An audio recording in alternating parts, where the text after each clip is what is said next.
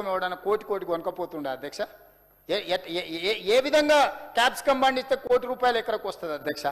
వచ్చింది నిజమే. అయితే ఈ తెలంగాణలో ఉండే 1 కోటి ఎకరాలను మొత్తం క్యాప్సికమే పండిస్తే తలాకో ఎకరకు ₹1 వస్తే తెలంగాణ రైతులందరూ కోటీశ్వర్లు అయిపోతారు కదా అధ్యక్ష. ఈ విద్యను తెలంగాణ రైతాంగానికి మీరు బదిలీ చేయరా అధ్యక్ష? పాతకాలంలో గురువులు వాళ్ళకు వచ్చిన విద్య మీకు తెలుసు కదా అధ్యక్ష. ద్రోణాచార్యుడు విద్య నేర్పేటప్పుడు శిష్యులకు అందరికి పెట్టండి, ఆ పక్షి కన్నుకు గురి పెట్టుండని. గురి పెట్టినప్పుడు అందరికీ ఒక ఆయన కాకులు కనిపించిన, ఒక ఆయన చెట్టు కనిపించింది, ఇంకొక ఆయనకు ఆకాశం కనిపించింది, ఇట్లా రకరకాలు కనిపించినాయి. అర్జునుడికి మాత్రమే పక్షి కన్ను కనిపించింది అధ్యక్ష. ఈరోజు నాకు కూడా రైతును రాజును చెయ్యడానికే ఈ రూరల్ అగ్రికల్చర్ రీజన్ ఎకానమీని గుర్తించి ఈరోజు గవర్నర్తో మీకు చెప్పించినాం అధ్యక్ష. అయినా వాళ్ళ కడుపు మంట అధ్యక్ష, ఎసిడిటీ.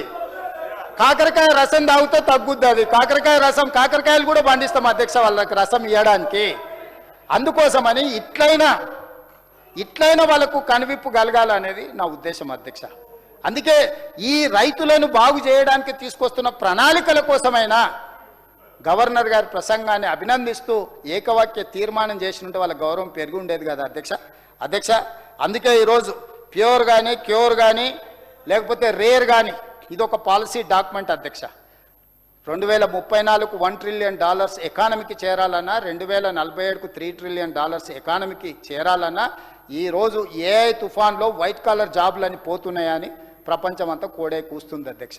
మరి ఆ తుఫాన్ వచ్చినప్పుడు, ఆ ఉద్యోగాలు కోల్పోయినప్పుడు ప్రతి సంవత్సరం 1,10,000 మంది ఇంజనీరింగ్ గ్రాడ్యుయేట్లను తయారు చేస్తున్న తెలంగాణ రాష్ట్రం, ఇంతకుముందు మిత్రుడు విద్యా సంస్థల అధిపతి పేదల విద్య గురించి తన ఆవేదన వ్యక్తం చేసిండు. సంతోషం, మీ కన్సర్న్ ఉన్నందుకు. మీకు వ్యాపారం ఉన్నా కూడా పేదల విద్య పట్ల మీకు కన్సర్న్ ఉన్నందుకు అభినందిస్తున్నా.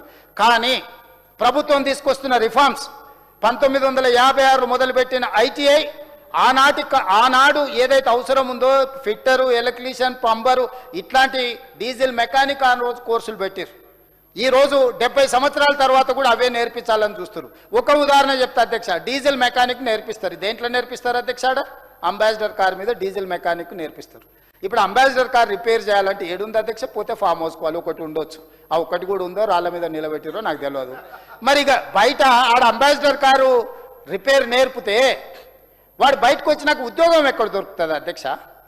అందుకే ఈరోజు ఆ ఐటీఐలను ఏటీసీలుగా మార్చి అడ్వాన్స్డ్ టెక్నాలజీ సెంటర్స్గా ప్రతి నియోజకవర్గానికి ఒకటి ఇవ్వాలి. 100 నియోజకవర్గాలలో 100 కట్టాలని మేమే కాకుండా టాటా మీకు తెలుసు ఎంత గొప్ప సంస్థను, వాళ్ళతోని జాయింట్ అగ్రిమెంట్ చేసి ఒప్పందం చేసుకొని 2,400 కోట్ల రూపాయలతోని ఈరోజు ప్రణాళికలు రచిస్తే 14% తెలంగాణ రాష్ట్ర ప్రభుత్వం పెడితే కార్పొరేట్ సోషల్ రెస్పాన్సిబిలిటీ ఫండ్స్ కింద 2,100 కోట్ల రూపాయలు టాటా సంస్థ పెట్టి 100 ఇన్స్టిట్యూషన్లో 65 ప్రారంభించిన అధ్యక్ష. ఇలా వేలాది మంది పిల్లలు అక్కడికి వెళ్ళి నేర్చుకుంటున్నారు. ప్రపంచంతో పోటీ పడే నూతన టెక్నాలజీని ఈరోజు రోబోస్తో సహా అక్కడ వాళ్ళకు నేర్పుతున్నారు అధ్యక్ష. అందుకే వచ్చే అకాడమిక్ ఇయర్ నుంచి ఈ ఏటీసీలో చేరే ప్రతి విద్యార్థికి ₹2,000 వాళ్లకు స్కాలర్షిప్ ఇస్తా అని చెప్పి మా ప్రభుత్వం నిర్ణయం తీసుకున్నారు అధ్యక్ష. దీన్నైనా అభినందించారు అధ్యక్ష. వాళ్ళ రాజకీయాలకు అతీతంగా వాళ్ళ నియోజకవర్గాలకు కూడా ఇస్తామని చెప్పినాం, ఇచ్చినట్టున్నాం. లెక్క చూస్తే ఒకసారి వివరాలు చూస్తే నాకు తెలుస్తుంది అధ్యక్ష. 100 ఏటీసీలు అడ్వాన్స్డ్ టెక్నాలజీ సెంటర్స్ కింద మార్చి ఈరోజు వైట్ కాలర్ జాబులు పోతే బ్లూ కాలర్ జాబులు క్రియేట్ చేయాలా. ఈ బ్లూ కాలర్ జాబులే రేపు రాబోయే ఏఐ సునామీని తట్టుకొని నిలబడుతుందని చెప్పి మన యువతను సన్నద్ధం చేయడానికి ఈరోజు ప్రయత్నం చేస్తున్నాం. మన రాష్ట్రంలో ఉన్న పాలిటెక్నిక్ అన్నిటిని కూడా అప్గ్రేడ్ చేసి ఈరోజు అక్కడ కూడా సాంకేతిక నైపుణ్యం నేర్పించి బ్లూ కాలర్ జాబులకు ఏ రకంగా ఎంపవర్ చేయాలనో టాటాతోని 2వ ఒప్పందం చేసుకున్నాం అధ్యక్ష. 100,000 కోట్ల రూపాయలు పెట్టుబడి పెట్టడమే కాకుండా ఈరోజు ట్రైనింగ్ కూడా వాళ్ళే ఇచ్చి ఈరోజు ట్రైనర్స్ ట్రైనింగ్ మన దగ్గర ఇన్స్ట్రక్టర్స్ ఉన్నారు, కానీ పాతకాలం చదువులు చదువుకున్నారు, కానీ వాళ్ళను మన ఉద్యోగాల నుంచి తొలగించలేము. కాబట్టి వాళ్ళకి తిరిగి మళ్ళా వృత్తి నైపుణ్యాన్ని నేర్పి వాళ్ళతో పాటు 10 సంవత్సరాలు ఈ ఏటీసీలను, ఈ పాలిటెక్నిక్లను టాటానే నిర్వహించి లక్షలాది మన నిరుద్యోగ యువకులకు ఉద్యోగ ఉపాధి అవకాశాలు కల్పించడానికి టాటా లాంటి గొప్ప సంస్థ ఈరోజు తెలంగాణ రాష్ట్రంలో ఉదారంగా ఉచితంగా నిధులను ఇస్తుంటే ఈ సభలో అభినందించాల్సిన బాధ్యత ప్రతిపక్ష పార్టీకి లేదా అని నేను అడుగుతున్నా అధ్యక్ష. గవర్నర్ గారి ప్రసంగంలో ఉన్నది అదే కదా అధ్యక్ష. అందుకే కదా కొంగర కలాన్ నుంచి ఆమంగల్ వరకు ఏదైతే radial road number 1 via Bharat future city వేస్తున్నామో రతన్ టాటా పేరు ఎందుకు పెట్టినాం అధ్యక్ష? ఈరోజు తెలంగాణలో 80,000 ఉద్యోగాలు కల్పించిన టీసీఎస్ ఈరోజు తెలంగాణలో ఉంది, 1,00,000 ఉద్యోగాలకు చేర్చుకోబోతుంది. అంత తెలంగాణ నిరుద్యోగ యువతకు ఉద్యోగ అవకాశాలు ఇచ్చిన వ్యక్తి పేరు ఆ రోడ్డుకు పెడితే అభినందించాలన్న ఆలోచన వీళ్ళకి కలగకపోవడం ఎంత విషాదకరం అధ్యక్ష. అసలు ఏం విపరీతమైన పోకడలు ఇవి, ఏం చెప్పదలుచుకున్నారు సమాజానికి? అందుకే ఈరోజు రాబోయే వైట్ కాలర్ లేదంటే ఏ సునామీలో కొట్టుకపోతున్న మన యువతను బ్లూ కాలర్ జాబులు క్రియేట్ చేయడం ద్వారా లక్షలాది ఉద్యోగ అవకాశాలు ఈరోజు German, Japan, Singapore, south Korea, రీసెంట్గా మా అధికారులు రష్యా కూడా పోయొచ్చారు. వేలాది లక్షలాది నిరుద్యోగ యువకులకు ఉద్యోగ అవకాశాలు ఉన్నాయి. రాష్ట్ర ప్రభుత్వంలో ఉన్న టామ్కామ్ సంస్థ పంపించిన వాళ్ళు నేను జపాన్ పోయినప్పుడు వచ్చి కలిసారు కొంతమంది పిల్లలు. సార్ హైదరాబాదే అని, ఇక్కడ ఏం చేస్తున్నారంటే ప్రభుత్వం పంపించింది సార్ అని. ఏం ఉద్యోగం చేస్తున్నాడు ఆయన ఉద్యోగం చెప్పిన ఎంత వస్తుందంటే నెలకు 2 లక్షలు వస్తుంది అన్నారు. ఇవాళ ఐటీ ప్రొఫెషనల్కి 1,00,000 కాదు కదా ఉద్యోగం ఉండే పరిస్థితి లేదు అధ్యక్ష. అదేంది చింతమడకలు మొత్తం అమ్మి తీసుకొచ్చి పెట్టారు, చింతమడకలు అమ్మి మొత్తం తీసుకొచ్చి ఇక్కడ పెట్టుబడి పెట్టారు. అందుకే ఈరోజు పంపించింది మీరు కాదు, సర్టిఫికెట్ బోర్డు పెట్టిరు. అదే వాళ్ళ గొప్పతనం అధ్యక్ష. బోర్డు పెడతారు, రిబ్బన్ కట్ చేస్తారు, కత్తెర జేబులో పెట్టుకొని వెళ్ళిపోతారు. వాడు ఉన్నడా ఊడిండా, వానికి ట్రైనింగ్ ఇచ్చిరా ఇయ్యలేదా, వాని బతికెట్లా ఏంది చూడరు అధ్యక్ష. ఫోటో దిగినమా, సోషల్ మీడియాలో పెట్టినమా, ట్విట్టర్లో పెట్టినమా, పైసలు ఇచ్చి అదేందో ఏమంటారు దాన్ని, పైసలు ఇచ్చి కొట్టించుకుంటారు కదనా, ఏంది అది లైక్లా, క్యాష్ డౌన్ వారి గారు పెట్టంగానే లైక్ కొడితే 10 రూపాయలంట, కామెంట్ చేస్తే 100 రూపాయలంట, పొగుడితే 1000 రూపాయలంట.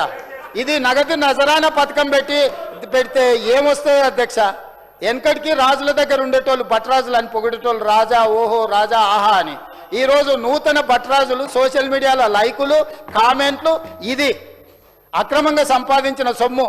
నాన్నగారు సంపాదించి ఇచ్చారు, టీవీ పెట్టుకున్నాడు బాగానే ఉంది, చూపించుకోనికే టీవీ ఉంది, రాసుకోనికే పేపర్ ఉంది, పాడుకోనికే ఫామ్ హౌజులు ఉన్నాయి. ఇక ఓ నాన్న నువ్వు ఎంత గొప్ప నాన్న అంటే, మీ నాన్న నీకు ఫామ్ హౌజులు ఇచ్చిండు, టీవీలు ఇచ్చిండు, పేపర్లు ఇచ్చిండు, ఫామ్ హౌజులు ఇచ్చిండు, నీకు గొప్ప నాన్ననే. కానీ మాకందరికి ఏమి ఇచ్చిండే, షిప్ ఇచ్చిపోయిండు. అదే కదా మా బాధ అంతా. 8,11,000 కోట్ల రూపాయలు అప్పిచ్చిపోయిండు, నిరుద్యోగ సమస్య ఇచ్చిపోయిండు. తెలంగాణ మా దయతోనే వచ్చింది. అదే పెద్ద మనిషి నిలబడి చెప్పిండు అధ్యక్ష, నేను చెప్పలే. అదే పెద్ద మనిషి నిలబడ్డప్పుడు సోనియమ్మ దయతోటి సోనియమ్మ ఆశీర్వాదంతో తెలంగాణ రాష్ట్రం వచ్చింది. ఇక్కడుండి నేను ఒప్పుకోకపోతే నేను మనిషినే కాదని ఆ పెద్ద మనిషి నిలబడి చెప్పిండు.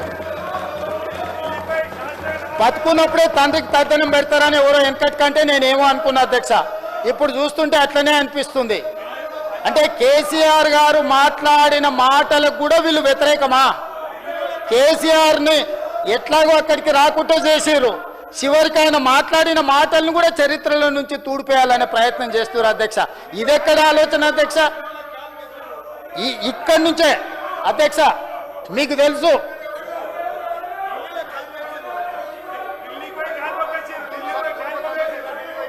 అధ్యక్ష తమరు చూసారు, నేను చూసిన 10 జనపతులు ఒక పెద్ద మరిచెట్టు ఉంటుంది. కుటుంబం అంతా పోయి సోనియా గారి కాళ్ళు మొక్కి కడుపులో తలకాయ పెట్టి వచ్చిన ఫోటో ఉంది అధ్యక్ష. సీయింగ్ ఈజ్ బిలీఫ్ అంటారు. ఆ ఫోటోను సోషల్ మీడియాలో యూట్యూబ్లో మీరు మాయం చేయొచ్చు ఉండొచ్చు, కానీ ప్రజల మెదడులో రిజిస్టర్ అయిపోయింది పర్మనెంట్గా. విశ్వాసఘాతకులుగా మారకండి, విశ్వాసం చూపించండి. తెలంగాణ అంటేనే విశ్వాసానికి మారుపేరు. ఈరోజు ఇచ్చిన సోనియా గాంధీ గారిని ఎల్లకాలం తెలంగాణ గుర్తు పెట్టుకుంటుంది. మీరు కాదన్నా అవునన్నా ఏమీ ఫరక్ పడదు. కాకపోతే నా బాధల్లో ఒక్కటే, పెద్దలు చంద్రశేఖరరావు గారు ఇక్కడ నిలబడి తెలంగాణ రాష్ట్ర మొదటి ముఖ్యమంత్రిగా శ్రీమతి సోనియా గాంధీ గారికి కృతజ్ఞతలు తెలపడమే కాకుండా సోనియా గాంధీ గారి దయ వల్ల తెలంగాణ రాష్ట్రం వచ్చిందని చెప్పిండు. ఏం పోటో బాబామార్దులకు కానీ కేసీఆర్ ఆనవాళ్ళు లేకుండా మొత్తం తుడిపే కార్యక్రమం మీద పడి కేసీఆర్ ఏం చెప్తే దానికి వ్యతిరేకంగా మాట్లాడుతున్నారు అధ్యక్ష. ఎక్కడి విపరీతమైన పోకడల అధ్యక్ష ఇది. అందుకే ఇక్కడ నిలబడ్డా కాబట్టి నేను కూడా ఆ విషయాన్ని గుర్తు చేసిన అధ్యక్ష. అందుకోసమనే ఈరోజు మనం బ్లూ కాలర్ జాబులు క్రియేట్ చేసుకుంటే మనం ఏటీసీలను, పాలిటెక్నిక్ కాలేజీలను, స్కిల్ యూనివర్సిటీని, స్పోర్ట్స్ యూనివర్సిటీని మనం అద్భుతంగా తీర్చిదిద్దుకున్నప్పుడే తెలంగాణ నిరుద్యోగ యువకులకు ఉద్యోగ ఉపాధి అవకాశాలు వస్తాయి. ఆ పాలసీ డాక్యుమెంటే తెలంగాణ రైజింగ్ 2047. దాన్ని అభినందించడానికి వాళ్ళకు మనసు రాకపోతే జాలిపడడం తప్ప మనం చేయగలిగింది ఏం లేదు అధ్యక్ష. ఇది తెలంగాణకు సంబంధించిన విషయం అధ్యక్ష. ఈరోజు చాలా విషయాలు, పర్యావరణ రహిత ప్రాంతం కావచ్చు, ప్రపంచ స్థాయి పర్యాటక కేంద్రంగా కావచ్చు, ప్రపంచ స్థాయి సర్వీస్ సెక్టర్కు హబ్గా తీర్చిదిద్దడం కావచ్చు, మూసి పునరుజ్జీవం ప్రాజెక్టు కావచ్చు, మెట్రో విస్తరణ కావచ్చు, చెరువుల పునరుద్ధరణ కావచ్చు, కాలుష్య కారక పరిశ్రమల ఔటర్ రింగ్ రోడ్ అవతలికి తరలించడం, హీల్ట్ పాలసీ కావచ్చు, ఎలక్ట్రిక్ వెహికల్స్ను ప్రోత్సహించడం కావచ్చు, సోలార్ పవర్ను ప్రోత్సహించడం కావచ్చు, మన క్యూర్ పాలసీలో భాగంగా మనం పెట్టుకున్నాం అధ్యక్ష. అదేవిధంగా ప్యూర్ పెరి అర్బన్ రీజన్ ఎకానమీలో సర్వీస్ సెక్టర్తో పాటు మ్యానుఫ్యాక్చరింగ్ సెక్టర్కి అత్యధిక ప్రాధాన్యం. ఔటర్ రింగ్ రోడ్డు నుంచి ప్రతిపాదిత రీజనల్ రింగ్ రోడ్డు మధ్యన మేము ప్యూర్గా వర్గీకరించాం, మ్యానుఫ్యాక్చరింగ్ హబ్గా తీర్చిదిద్దబోతున్నాం. అదేవిధంగా ఫ్యూచర్ సిటీ నిర్మాణంతో పాటు రేడియల్ రోడ్లను నిర్మించి మ్యానుఫ్యాక్చరింగ్ క్లస్టర్స్గా ఈరోజు వీటిని వర్గీకరిస్తున్నాం. Green energy, EV manufacturing, aerospace, defence, pharma లాంటి రంగాలను ప్రోత్సహించబోతున్నాం. అదేవిధంగా రూరల్ అగ్రికల్చర్ రీజనల్ ఎకానమీలో భాగంగా రీజనల్ రింగ్ రోడ్డు నుండి తెలంగాణ సరిహద్దు వరకు ఉన్న ప్రాంతం దాదాపుగా 1,00,000 స్క్వేర్ కిలోమీటర్లలో వ్యవసాయ అనుబంధ రంగాల ప్రోత్సాహం, పంటల మార్పిడి, అధునాతన వ్యవసాయ విధానాలు. ఒకనాడు తెలంగాణ పంటల జోన్లుగా ఉండేటివి. పసుపు, సోయాబీన్, సన్ఫ్లవర్, వేరుశెనగ, చెరుకు లాంటి పంటలకు నిజామాబాద్ జిల్లా ఒక హబ్గా ఉండేది. నిజామాబాద్ జిల్లా అంకాపూర్ రైతులు దేశ వ్యవసాయానికి బ్రాండ్ అంబాసిడర్లుగా ఎదిగారు. దేశంలో ఊరు మొత్తం ఒకేసారి కార్లు కొన్న గ్రామం ఏదైనా ఉందంటే అంకాపూర్ నిజామాబాద్ జిల్లా అని నేను గొప్పగా చెప్పదలుచుకున్న అధ్యక్ష. మిర్చి, పత్తి పంటలకు వరంగల్, ఖమ్మం జిల్లాల పేర్లు ప్రతీతి. మా కొడంగల్, వికారాబాద్ కంది పంటలకు, కందిపప్పు పంటకి ఫేమస్. రంగారెడ్డి జిల్లా కూరగాయలు, పండ్ల తోటల సాగుకు ప్రతీతి. ఇప్పుడు ఆ కల్చర్ కనుమరుగై అగ్రికల్చర్ దెబ్బతిన్నది. దీన్ని రివైవ్ చెయ్యాలని, ఈ పరిస్థితిలో మార్పు తీసుకురావాలని మేము ప్రయత్నం చేస్తున్నాం అధ్యక్ష. అందుకే ఈరోజు రేర్ 10లో పంటల వైవిధ్యం, వ్యవసాయ ఆధారిత పరిశ్రమలకు ప్రోత్సాహం, వ్యవసాయంలో టెక్నాలజీ వినియోగం రాబోయే రోజుల్లో ఉత్తమ్ కుమార్ రెడ్డి గారు, అదేవిధంగా మా తుమ్మల నాగేశ్వరరావు గారికి నేను సూచన చేస్తున్నా.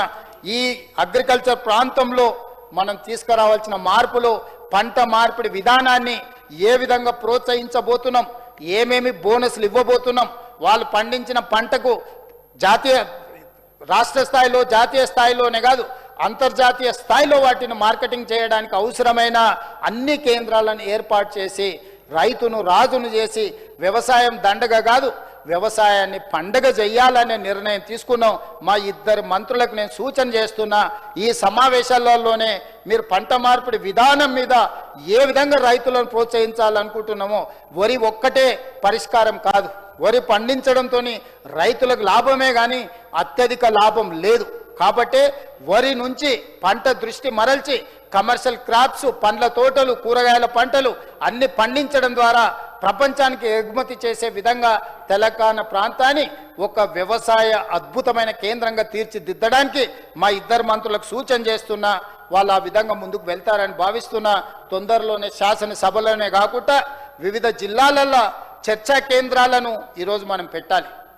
మండల స్థాయిలో, నియోజకవర్గ స్థాయిలో, జిల్లా స్థాయిలో, రాష్ట్ర స్థాయిలో వివిధ ప్రాంతాలలో ప్రజల్ని మమేకం, రైతుల్ని మమేకం చేసి, రైతులను భాగస్వాములను చేసి, స్థానిక పరిస్థితులను, భూమి యొక్క సాంద్రతను పరీక్షలు చేసి, ఆ భూమిలో ఉన్న సాంద్రత ఎంతుంది, ఏ పంటలు పండిస్తే బాగుంటుందో సైంటిస్టులతోని పరిశోధనలు చేపించి అగ్రికల్చర్ యూనివర్సిటీని కూడా ఇందులో భాగస్వాములను చేసి అంతర్జాతీయ స్థాయిలో పోటీ పడే విధంగా తీర్చిదిద్దాల్సిందిగా, పాడి పరిశ్రమను కూడా ప్రోత్సహించాల్సిందిగా, పాలు కూరగాయలను, పాలు పండ్లను పండించే విధంగా తీర్చిదిద్దాల్సిందిగా మా మంత్రులకు నేను ఈరోజు సూచన చేస్తున్నా. తొందరలోనే ఆ కార్యాచరణతో ముందుకు వస్తాం. రైతును రాజు చేస్తాం అన్నందుకైనా మేము చేస్తున్న ప్రణాళికలు, మేము ఇస్తున్న 500 రూపాయల బోనస్సు, అదే విధంగా మేమిచ్చిన రైతు భరోసా మేము ఇచ్చిన రైతు బంధు పథకాలకైనా ఈరోజు వాళ్ళు అభినందించాలి కదా అధ్యక్ష. ఏది చెయ్యరు. రైతు రుణమాఫీ చేస్తే మాట్లాడరు. కాబట్టి ఈ విధంగా అయినా గవర్నర్ గారి ప్రసంగానికి వీళ్ళు అభినందన తెలుపుతారు.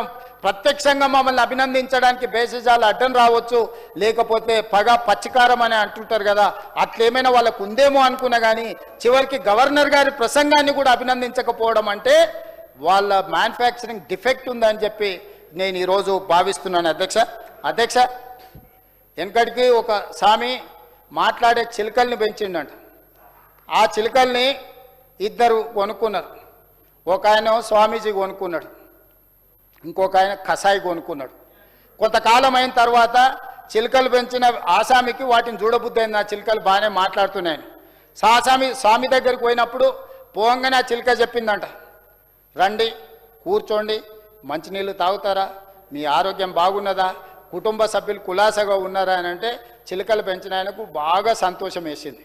అబ్బా, నేను పెంచిన చిలుక ఎంత ప్రయోజకం మారింది అని. ఓకే మంచిది అని ఆ నుంచి బయలుదేరాడు. కషాయి దగ్గరకు పోయాడు. కషాయి దగ్గరకు పోతేనే ఆయన ఇట్లా ఎంటర్ అవుతుండో లేదో, గొంతు గొయ్యండి, రక్తం బారాలే, కుప్పలు వేయండి, నరకండి, చిమ్మండి అని ఆ చిలుక మాట్లాడని భయపడిపోయింది ఒక్కసారిగా. నా దగ్గర ఉన్నప్పుడు మంచిగానే ఉండేనే, అక్కడ పోగానే ఇట్లయిందని ఆ పక్కలో కూర్చోబెట్టుకున్నాడు కదా, ఆయన ఇక్కడ ఉన్నప్పుడు మంచిగా ఉండే, రండి కూర్చోండి, రండి కూర్చోండి, బాగున్నారా ఏందని అడిగేటోడు. అటు పోగానే నరకండి, సంపండి, కుప్పలు వేయండి, ఈ భాష నేర్చుకున్నాడు అధ్యక్ష. దీని అర్థం ఏంటంటే ఫామ్ హౌస్లో దొరికింది కదా అధ్యక్ష ఒక ఆయన. దీని అర్థం ఏంటంటే యజమానిని బట్టి చిలుకలు ఉంటాయని.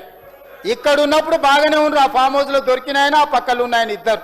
అక్కడికి పోగానే ఎట్లా తయారైన రోజు చూసిరు కదా అధ్యక్ష. ఇది పరిస్థితి. కాబట్టి దయచేసి ఈ వాస్తవ పరిస్థితులను అర్థం చేసుకొని వ్యవహరిస్తే బాగుంటుంది. మీరు ఏం విధానాలు నేర్పుతారో నాకైతే తెలియదు. నేను ఆరోపణ చేయదలుచుకోలేదు, ఇది గవర్నర్ ప్రసంగం కాబట్టి సూచన మాత్రం డెఫినెట్గా చేయదలుచుకున్నా. సరే, పెద్ద మనిషి విశ్రాంతి తీసుకుంటున్నాడు, మీ చేతికి అప్ప చెప్తే చింపిన ఇస్తరాకులాగా చేస్తే ఎట్లా స్వామి? ఇది మంచిది కాదు. ఇది ఇంకా వేరే వాళ్ళకు మొత్తం పార్టీ, మా రాష్ట్రం మీ చేతుల్లో, రాష్ట్రం మా చేతులు ఉంది, పార్టీని చింపిన ఇస్తరాకు చేస్తున్నారు. దాన్ని అట్లా చేయకరని సూచన చేస్తున్నా. ఆ లెక్కలు మళ్ళీ ఆర్థిక మంత్రి వస్తాడు చెప్తా, మొత్తం రెవెన్యూ సంగతి కూడా నేను చెప్తా. అదేవిధంగా అధ్యక్ష, ఈరోజు ఇది రాష్ట్రంలో రాజకీయ పరిస్థితి. అదేవిధంగా అధ్యక్ష, ఇంకా ఎందుకులే, ఇక మా వాళ్ళు అందిస్తున్న ఫోటోలు కూడా చూపించాను వెనకాల నుంచి, మా ఆది శ్రీనివాస్. ఇక అందరు చూసిందే కదా సార్, ఇక ఏమున్నది.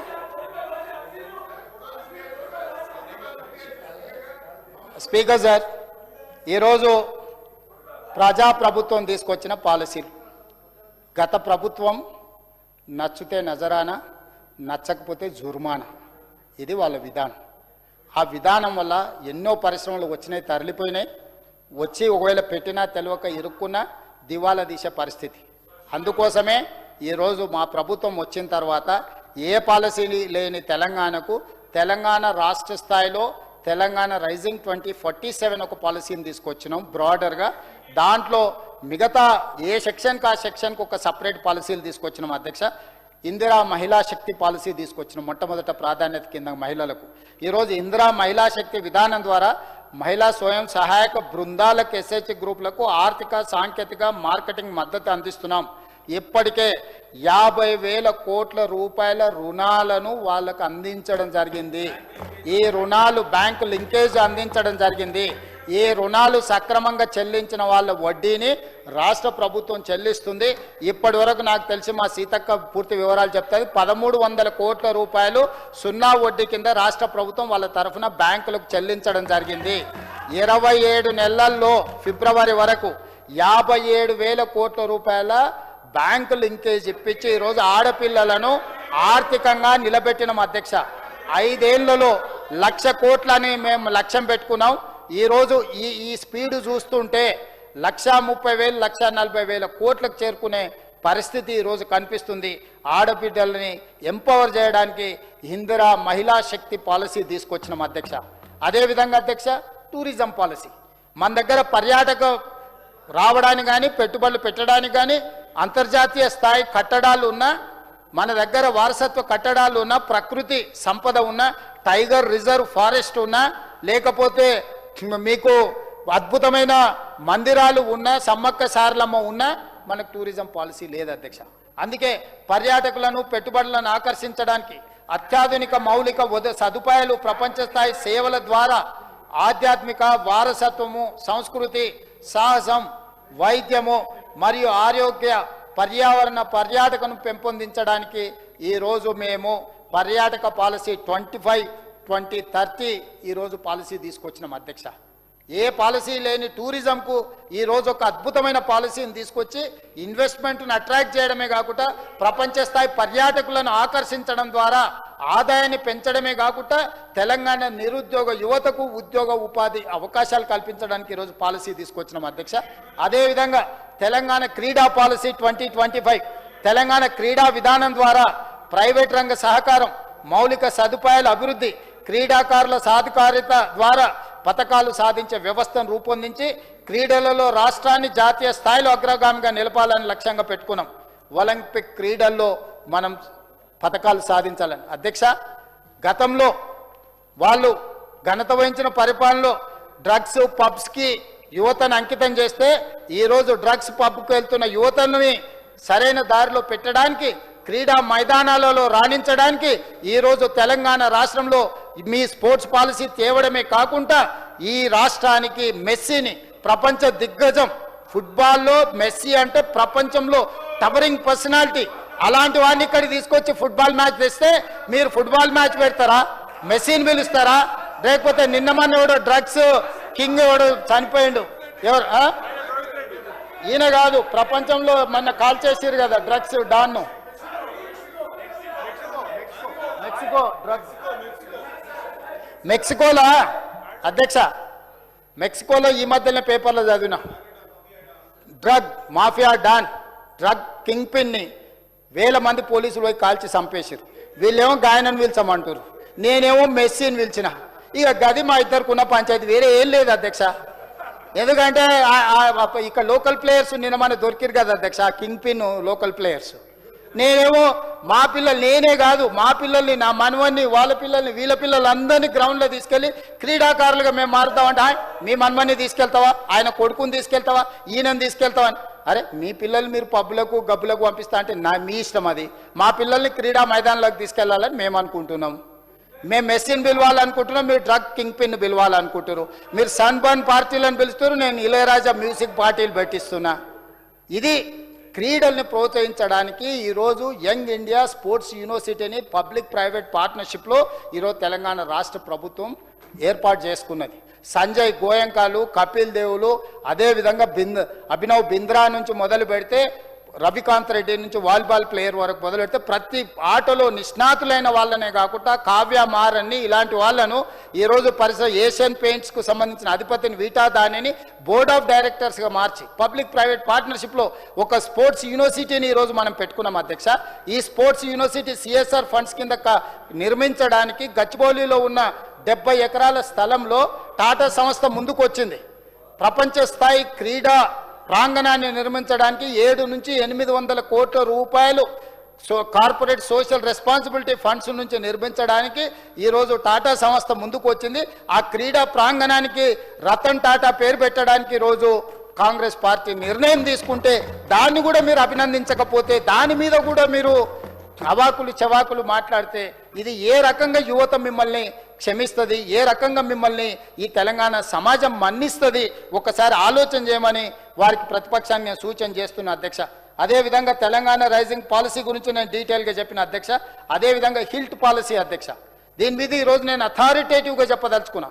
హిల్ట్ పాలసీకి సంబంధించి ఇక్కడుండే పరిశ్రమలను ఏ కోర్ అర్బన్ రీజియన్ నుంచి మ్యానుఫ్యాక్చరింగ్ జోన్కు తరలించడానికి ఏదైతే విధానం తీసుకొచ్చినామో నేనే రోజు సూటిగా సవాలు విసురుతున్నా. ప్రతిపక్షానికి సంబంధించిన ఇద్దరిని ఉపనాయకుడిని అదేవిధంగా ఆ వెనకాల కూర్చొని నకలు చిట్టీలు అందించే ఇద్దరిని మీరు లెటర్ రాయండి. దీనికి సంబంధించి జూన్ 2, 2014 నుంచి ఈనాటి వరకు పరిశ్రమల తరలింపు విషయంలో ల్యాండ్ కన్వర్షన్ విషయంలో ల్యాండ్ రెగ్యులరైజేషన్ విషయంలో తీసుకున్న నిర్ణయాల మీద మీరు అడిగిన ఎంక్వైరీకి నేను ఆర్డర్ ఇస్తాను. నేను ఈ వేదిక మీద నుంచి చెప్తున్నా అధ్యక్ష, including health policy, your previous policy, pick and choose selected, కావాల్సిన వాళ్ళకి ఏ విధంగా భూములు కట్టబెట్టినరో నేను సిద్ధంగా ఉన్న ఎంక్వైరీకి ఆర్డర్ చేయడానికి.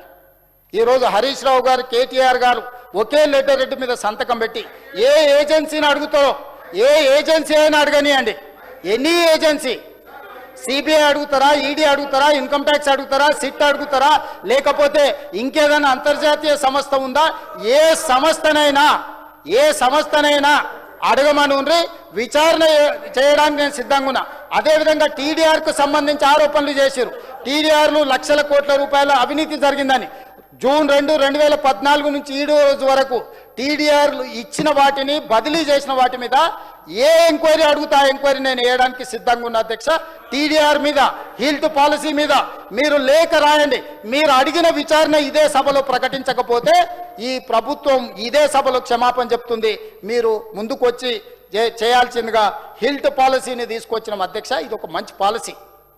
ఈ పాలసీని కూడా వివాదం చేసి ఈ పాలసీలో కూడా ఏదేదో ఆరోపణలు చేయడం ద్వారా పర్యావరణాన్ని కాపాడి పరిశ్రమలను తరలించి ఒక పరిశుద్ధమైన నగరంగా, క్లీన్ సిటీగా హైదరాబాద్ను తీర్చిదిద్దుకుందామంటే ఇది వీళ్ళ ధోరణి. అదేవిధంగా స్వచ్ఛ హరిత ఇంధన విధానం, గ్రీన్ ఎనర్జీ పాలసీ, ఇన్వెస్ట్మెంట్స్తో పాటు గ్రీన్ ఎనర్జీ అనేది చాలా ఇంపార్టెంట్ అయిపోయింది. పిఎస్పీలు కావచ్చు, సోలార్ కావచ్చు, రకరకాల ద్వారా ఈరోజు న్యూక్లియర్తో పవర్ ఉత్పత్తి చేసే రకరకాల పరిశ్రమలు వచ్చినాయి అధ్యక్ష. టీజీ రెడ్కో యొక్క తెలంగాణ స్వచ్ఛ హరిత ఇంధనం విధానము 2025-2030 నాటికి 20,000 మెగావాట్ల పునరుత్పాదక ఇంధనం నిల్వ సామర్థ్యాన్ని జోడించడం, సుస్థిరతను పెంపొందించడం, 80,000 కోట్ల రూపాయల పెట్టుబడులను ఆకర్షించడం ద్వారా గ్రీన్ ఎనర్జీ పాలసీతో ఇన్వెస్ట్మెంట్స్ తీసుకొచ్చి, ఈ ఇన్వెస్ట్మెంట్స్ పవర్ ఉంటే ఇన్వెస్ట్మెంట్స్ వస్తాయి, పరిశ్రమలు వస్తాయి. విద్యుత్తు మనం నిరంతరాయంగా అందించినప్పుడే పరిశ్రమలు వేగంగా అభివృద్ధి చెందుతాయి. ఆనాడు మిగతా ప్రాంతాలలో ఉన్న కోతలు ఉన్న హైదరాబాద్ నగరంలో అన్ఇంటరప్టెడ్ పవర్ ఇచ్చినందుకే ఈరోజు ఇన్ని ఐటీ పరిశ్రమలు, ఫార్మా ఇండస్ట్రీ వచ్చి ఈరోజు 60% ఆర్థిక వ్యవస్థ ఈ ప్రాంతంలోనే కేంద్రీకృతమై ఉండే అభివృద్ధి జరిగిందంటే కేవలం ఇంధనం ద్వారా. ఈరోజు 20,000 మెగావాట్లు గ్రీన్ ఎనర్జీని ఉత్పత్తి చేయడానికి పాలసీ తీసుకొస్తే, ఎనర్జీ పాలసీ తీసుకొస్తే దాన్ని కూడా అభినందించకుండా కాళ్ళల్లో కట్టబెడతామంటే ఇంకా ఏమనాలి అధ్యక్ష? ఒకసారి ఆలోచన చేయండి. అదేవిధంగా life sciences policy 2026 and 2030 Telangana next gen life sciences policy ప్రకారం 2030 నాటికి రాష్ట్రాన్ని ప్రపంచంలోని టాప్ 5 లైఫ్ సైన్సెస్ హబ్లుగా ఒకటిగా నిలపాలని ఈరోజు మా ప్రభుత్వం నిర్ణయం తీసుకున్నది. 2 లక్షల కోట్ల పెట్టుబడులు, 5 లక్షల కొత్త ఉద్యోగాలను ఈరోజు కల్పించాలని పాలసీ తీసుకొచ్చినాం. ఈ పాలసీ అంతా నిరుద్యోగ యువతకు ఉద్యోగ ఉపాధి అవకాశాలు కల్పించాలి, అదేవిధంగా రాష్ట్రానికి పెట్టుబడులు ఆకర్షించాలి, రాష్ట్ర ఆదాయం పెంచాలి, పేదలకు పంచాలి అనే విధానంతో ఈరోజు పాలసీ తెస్తే పేదల పట్ల ఏమాత్రం గౌరవం ఉన్నా ఈరోజు పేదలే రాజులుగా ఈరోజు రాష్ట్రాన్ని పరిపాలించడానికి సేవకులుగా నియమిస్తుంటే ఆ పేదల కోసం తీసుకొచ్చిన మంచి పాలసీని కూడా వాళ్లకు అభినందించడానికి మనసు రాకపోతే ఏ రకమైన దుర్మార్గమైన దారిలో వాళ్ళు ప్రయాణిస్తురో ఒక్కసారి ఆలోచన చేయాల్సిందిగా తమరికి విజ్ఞప్తి చేస్తున్న అధ్యక్ష. అదేవిధంగా అధ్యక్ష,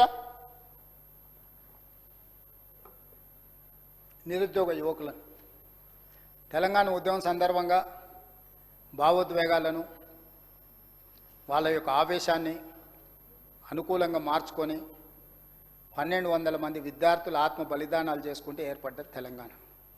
ఓ శ్రీకాంతాచారి, ఓ ఈశాన్ రెడ్డి, ఓ కానిస్టేబుల్ కిష్టయ్య, ఓ యాదయ్య, ఓ వేణుగోపాల్ రెడ్డి, ఇలా చెప్పుకుంటూ పోతే 100 మంది పేర్లు ఉన్నాయి అధ్యక్ష. భావోద్వేగానికి తెలంగాణ రాష్ట్రాన్ని సాధించాలి, మా మరణమైన ఈ రాష్ట్ర కళని సాకారం చేస్తుందని త్యాగాలు చేసింది. వాళ్ళు ఆ విధంగా ఉంటే 100 రూపాయలతోని పెట్రోల్ దొరికింది సీసా నిండా, కానీ 10 పైసలు అగ్గిపెట్టి దొరకలేదు అధ్యక్ష, అగ్గిపెట్టే రావులకు. కానీ ఆ పిల్లలు మాత్రం ఈరోజు తెలంగాణ రాష్ట్రాన్ని సాధించారు. వాళ్ళ ప్రధానమైన లక్ష్యం ఏంది అధ్యక్ష? అగ్గిపెట్టే రావును మంత్రిని చేయాలనో, లేకపోతే ఉద్యమాలు చేసిన అనుకుని ఆయన కొడుకును మంత్రిని చేయాలనో, వాళ్ళ బిడ్డల్ని ఎంపీలను ఎమ్మెల్సీలను చేయాలనో, లేకపోతే వాళ్ళ చుట్టాలను రాజ్యసభలకు పంపించాలని చచ్చిపోలే అధ్యక్ష.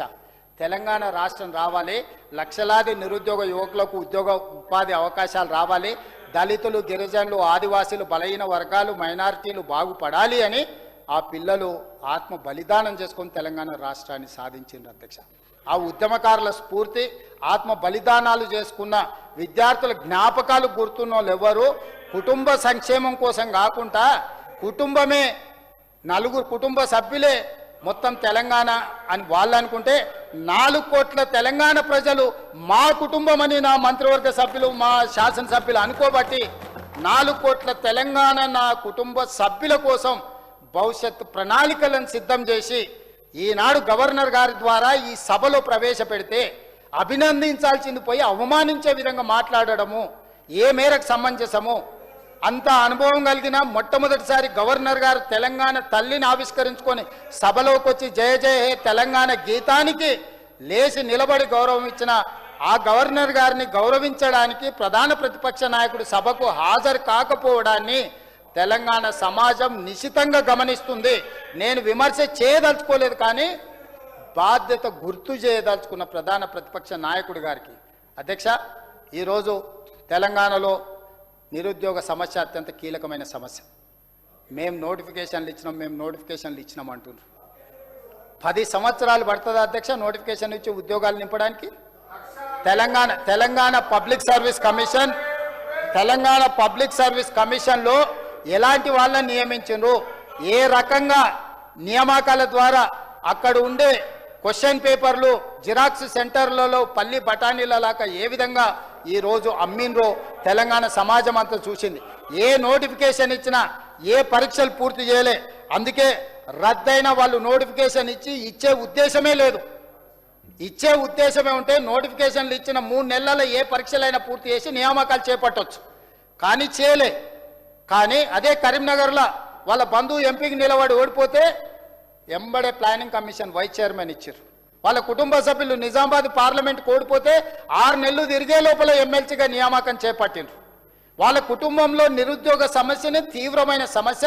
కుటుంబంలో ఉన్న వాళ్ళకు ఉద్యోగాలు, ఉపాధి కల్పించడమే ఈ రాష్ట్ర ప్రభుత్వం ఉన్నదని వాళ్ళు భావిస్తే తెలంగాణ 1200 మంది నిరుద్యోగ యువకులు ఆత్మ బలిదానాలు చేసుకున్నది ఆ కుటుంబంలో 4 ఉద్యోగాల కోసమని వాళ్ళు భావించడం వల్లే తెలంగాణ సమాజంలో నోటిఫికేషన్లు ఇచ్చినా ఉద్యోగాలు చేపట్టలేదు. నోటిఫికేషన్లు ఇచ్చినా కోర్టుల్లో లిటిగేషన్స్ కొనసాగించారు. నోటిఫికేషన్లు ఇచ్చినా ప్రశ్న పత్రాలను జిరాక్స్ సెంటర్లలో పల్లి బఠానీలలాగా అమ్ముకొని మార్కెటింగ్ చేసుకున్నారు. అందుకే అధ్యక్ష, గ్రూప్ 1 ఉద్యోగం ఉమ్మడి రాష్ట్రంలో 2011లో నోటిఫికేషన్ ఇస్తే 2019లో నియామకాలు చేపట్టారు. 2017లో తెలంగాణ రాష్ట్రంలో నోటిఫికేషన్ ఇస్తే 2025 వరకు కూడా వాళ్ళు నోటిఫికేషన్లను నియామకాలను 2023 వాళ్ళు ఉన్నప్పటి వరకు కూడా నియామకాలు చేపట్టలేదు అధ్యక్ష. అందుకే గ్రూప్ 1కు సంబంధించి పాత నోటిఫికేషన్ను రద్దు చేసి కొత్త నోటిఫికేషన్ ఇచ్చి 562 పోస్టులను గ్రూప్ 1 ప్రిలిమ్స్ని, మెయిన్స్ని, పరీక్షల్ని, ఇంటర్వ్యూలను అన్ని కంప్లీట్ చేసి శిల్పకళా వేదికగా నియామక పత్రాలు ఇచ్చినాం. ఇది కూడా వదిలినరా అధ్యక్ష? వివాదాలు, కోట్ల రూపాయలతో ఉద్యోగాలు అమ్ముకున్నారు. లేకపోతే ప్రశ్నపత్రాలు ఇవి అవి అని అంటే కోర్టు లాగిపెట్టి చెంపలు వాయించి ఇది సక్రమమైన ఇది మీరు కొనసాగించండి అంటే 562 మంది తెలంగాణ బిడ్డలు ఇవాళ తెలంగాణ పునర్నిర్మాణంలో భాగస్వాములు అయినరు, మున్సిపల్ కమిషనర్లు అయినరు, డిఎస్పీలు అయినరు. మా లక్ష్మణ్ చెప్తుండే 22 మంది డిఎస్పీలు ఈరోజు దళితుల పిల్లలు, ఇతరుల పిల్లలు ఈరోజు గ్రూప్ 1లో సెలెక్ట్ అయినరు. నేను మొన్న వాళ్లకు ట్రైనింగ్ ఇస్తే మరి చెన్నారెడ్డి మానవ వనరుల విభాగానికి వెళ్ళిన వాళ్ళని చూస్తే నాకు కడుపు నిండింది, సంతోషం అనిపించింది. కోర్టులకు వెళ్ళి న్యాయస్థానాలలో ప్రభుత్వం నిలబడి 562 మంది తెలంగాణ బిడ్డలను తెలంగాణలో అధికారులుగా నియమించినాం. నేను కలలుగా అంటున్నా 34కు 1 ట్రిలియన్, నేను కలలుగా అంటున్నా 47కు $3 ట్రిలియన్ ఎకానమీకి బ్రాండ్ అంబాసిడర్లుగా తెలంగాణ పునర్నిర్మాణంలో ఆ పిల్లలు భాగస్వాములై తెలంగాణను ముందుకు నడిపిస్తారని నాకు ఒక విశ్వాసం, నమ్మకం కలిగింది ఆ పిల్లల్లో ఉన్న చురుకుదనాన్ని చూసి. వాళ్ళ కోసం అధ్యక్ష ఈ తెలంగాణ విజన్ డాక్యుమెంట్ అది కూడా వీళ్ళకు నచ్చట్లేదంటే ఇక మనం ఏం చెప్తాం అధ్యక్ష? గ్రూప్ 2 అధ్యక్ష, గ్రూప్ 2 పరీక్షల్ని ప్రభుత్వం ప్రశాంతంగా నిర్వహించడమే కాకుండా 2025 సెప్టెంబర్ 28న ఫలితాలను విడుదల చేసింది.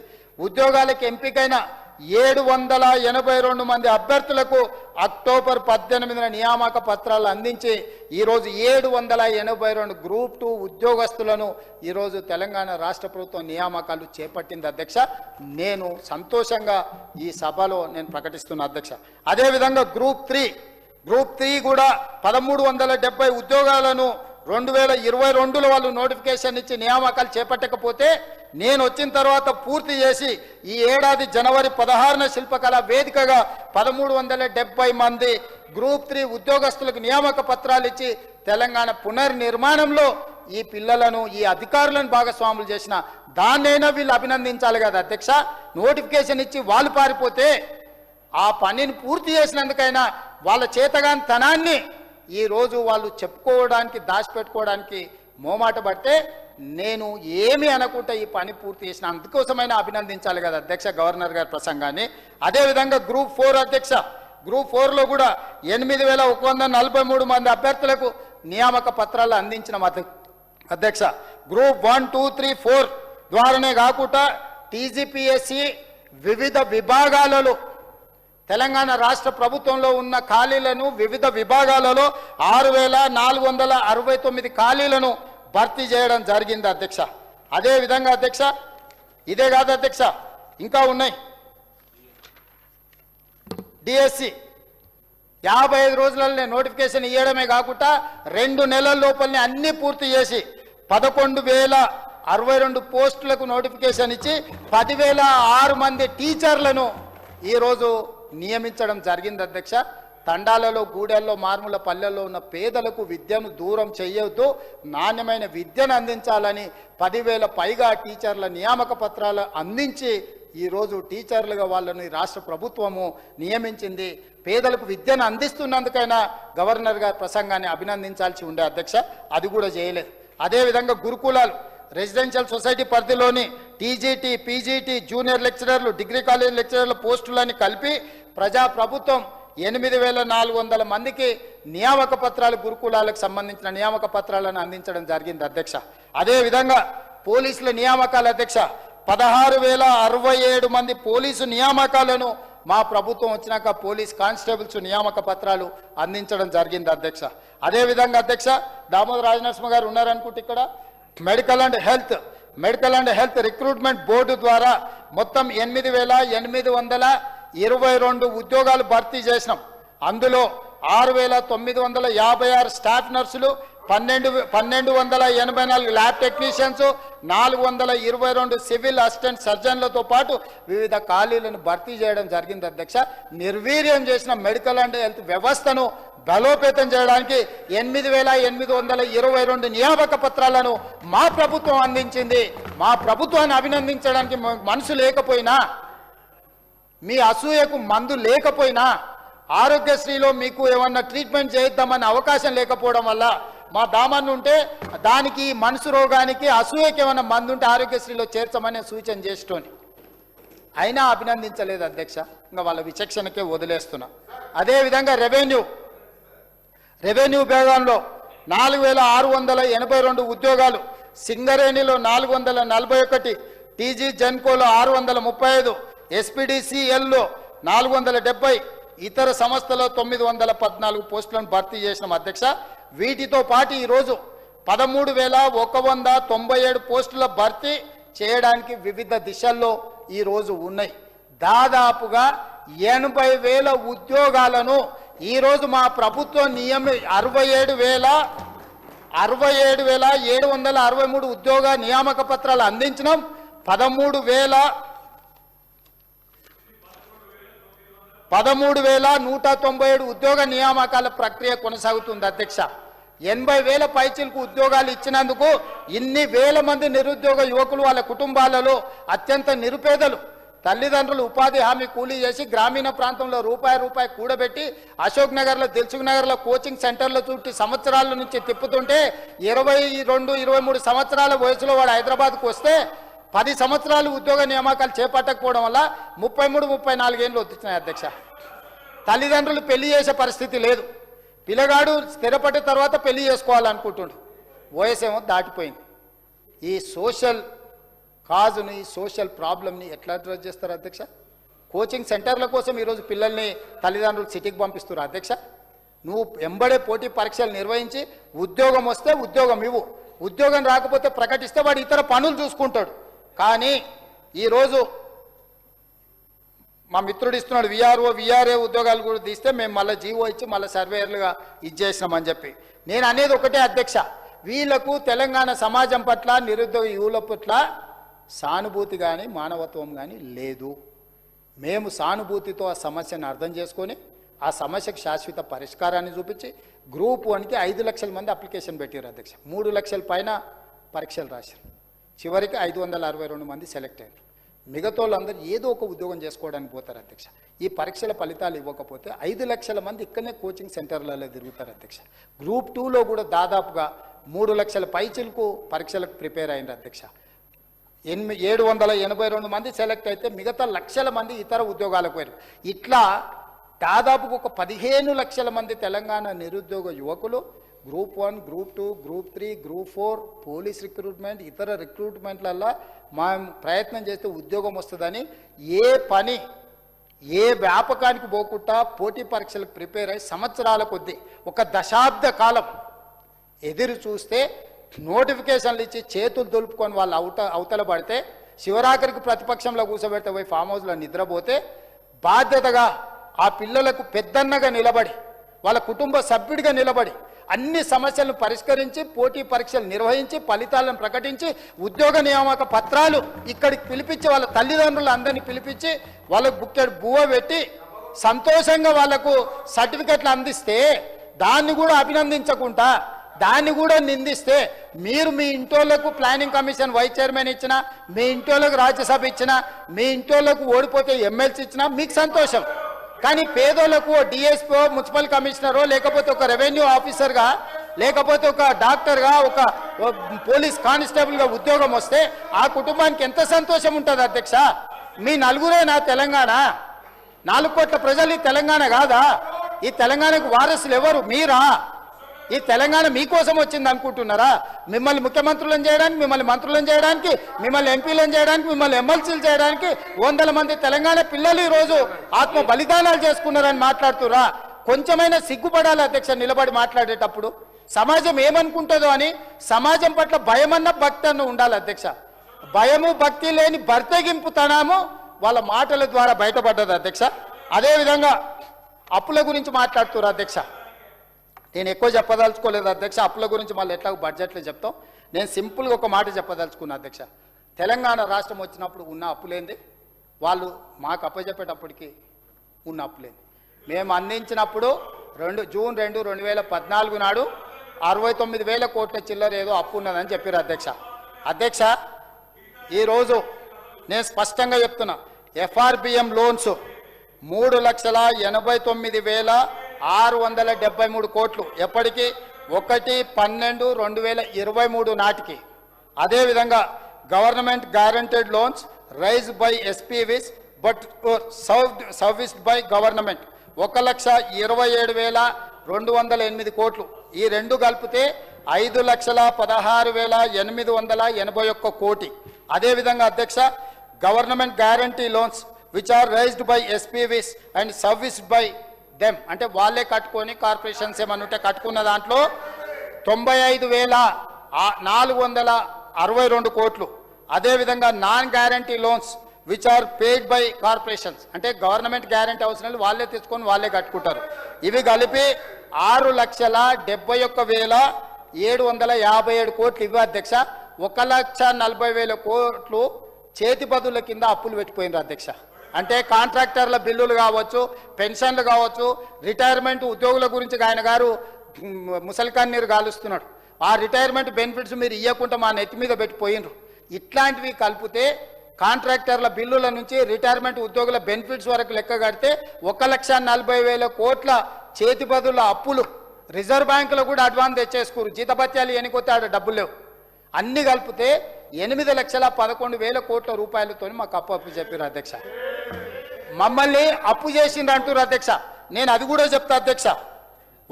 ఎఫ్ఆర్బిఎం లోన్స్లో మేము 1,62,004 కోట్ల రూపాయలు అప్పు తెచ్చినాం అధ్యక్ష. ఈ కార్పొరేషన్ దానికి సంబంధించి 7,955 కోట్లు తెచ్చినాం అధ్యక్ష. ఈ రెండు కలిపి 1,69,959 కోట్లు మేము అప్పు చేస్తే మేము వాళ్ళు చేసిన అప్పులకు ఏది 28/1/2023 నుంచి 28/2/2026 వరకు మేము చేసిన అప్పు 1,69,959 కోట్ల అధ్యక్ష. మేము అప్పులకు చెల్లించింది ఎంత తెలుసా అధ్యక్ష? 1,76,801 కోటి. వాళ్ళు చేసిన అప్పులకు మిత్తీలకు ఎఫ్ఆర్బిఎం లోన్లో దీంట్లో కలిపి మేము తెచ్చింది తక్కువ, మేము చెల్లించింది ఎక్కువ. అంటే మేము వాళ్ళు తెచ్చిన అప్పులకు అసలుకు మిత్తి కట్టడానికి అది కార్పొరేషన్స్ రిలేటెడ్లో 1,54,000 కోట్లు, 1,54,217 కోట్లు. అదేవిధంగా నాన్ గ్యారంటీ లోన్స్ 23,119 కోట్లు. ఇవన్నీ కలిపితే 3,47,294 కోట్లు మేము అప్పు చేసినాం అధ్యక్ష. ఎప్పటి నుంచి? 1/12/2023 నుంచి అధ్యక్ష. బాగా సభ్యులందరూ వినాలి. 28/2/2026 వరకు దాదాపుగా ఈ 27 నెలలలో మేము తెచ్చిన అప్పు 3,47,294 కోట్ల అధ్యక్ష. మేము తెచ్చిన అప్పు టోటల్గా. మేము చెల్లించింది ఎంత అధ్యక్ష? వాళ్ళు చేసిన అప్పులకు, తప్పులకు, పాపాలకు 3,30,570 కోట్లు చెల్లించినాం అధ్యక్ష. మేము చేసిన అప్పులు మొత్తము వాళ్ళు చేసిన తప్పులకు, అప్పులకు, అసలుకు మిత్తికి కట్టడానికి పోయింది అధ్యక్ష. నికరంగా ప్రజల కోసం వాడింది కేవలం 17,000 కోట్ల రూపాయలు అధ్యక్ష. ఇంకా కూడా నిస్సిగ్గుగా నిలబడి మమ్మల్ని నిందించే ప్రయత్నం చేస్తారు ఏంది అధ్యక్ష? మీరు చేసిన విపరీతమైన అప్పులు, అడ్డగోలుగా తప్పులను సరిదిద్దుకోవడానికే మా జీవితం హూనమైపోతుంది అధ్యక్ష. నిద్రలేని రాత్రులు పాపం మా బట్టి విక్రమార్క గారు, ఆయన పరిస్థితి అగమ్య గోచరం అయిపోయింది. అంతకుముందు స్మార్ట్గా ఉండేటోడు, గడ్డానికి నీట్గా రంగేసుకొని, ఇప్పుడు అది కూడా మర్చిపోయింది వీళ్ళ దెబ్బకు. 3,30,30,570 కోట్లు మేము చెల్లించినాం అధ్యక్ష.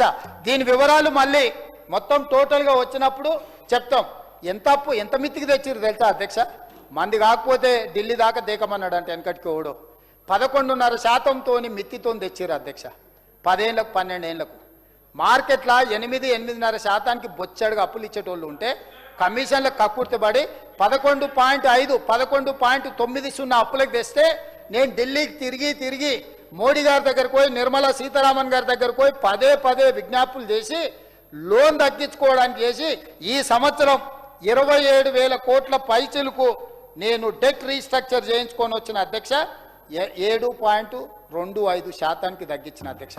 20 ఏళ్ల కోసం ఉన్న అప్పును 39 ఏళ్లకు పొడిగించిన అధ్యక్ష.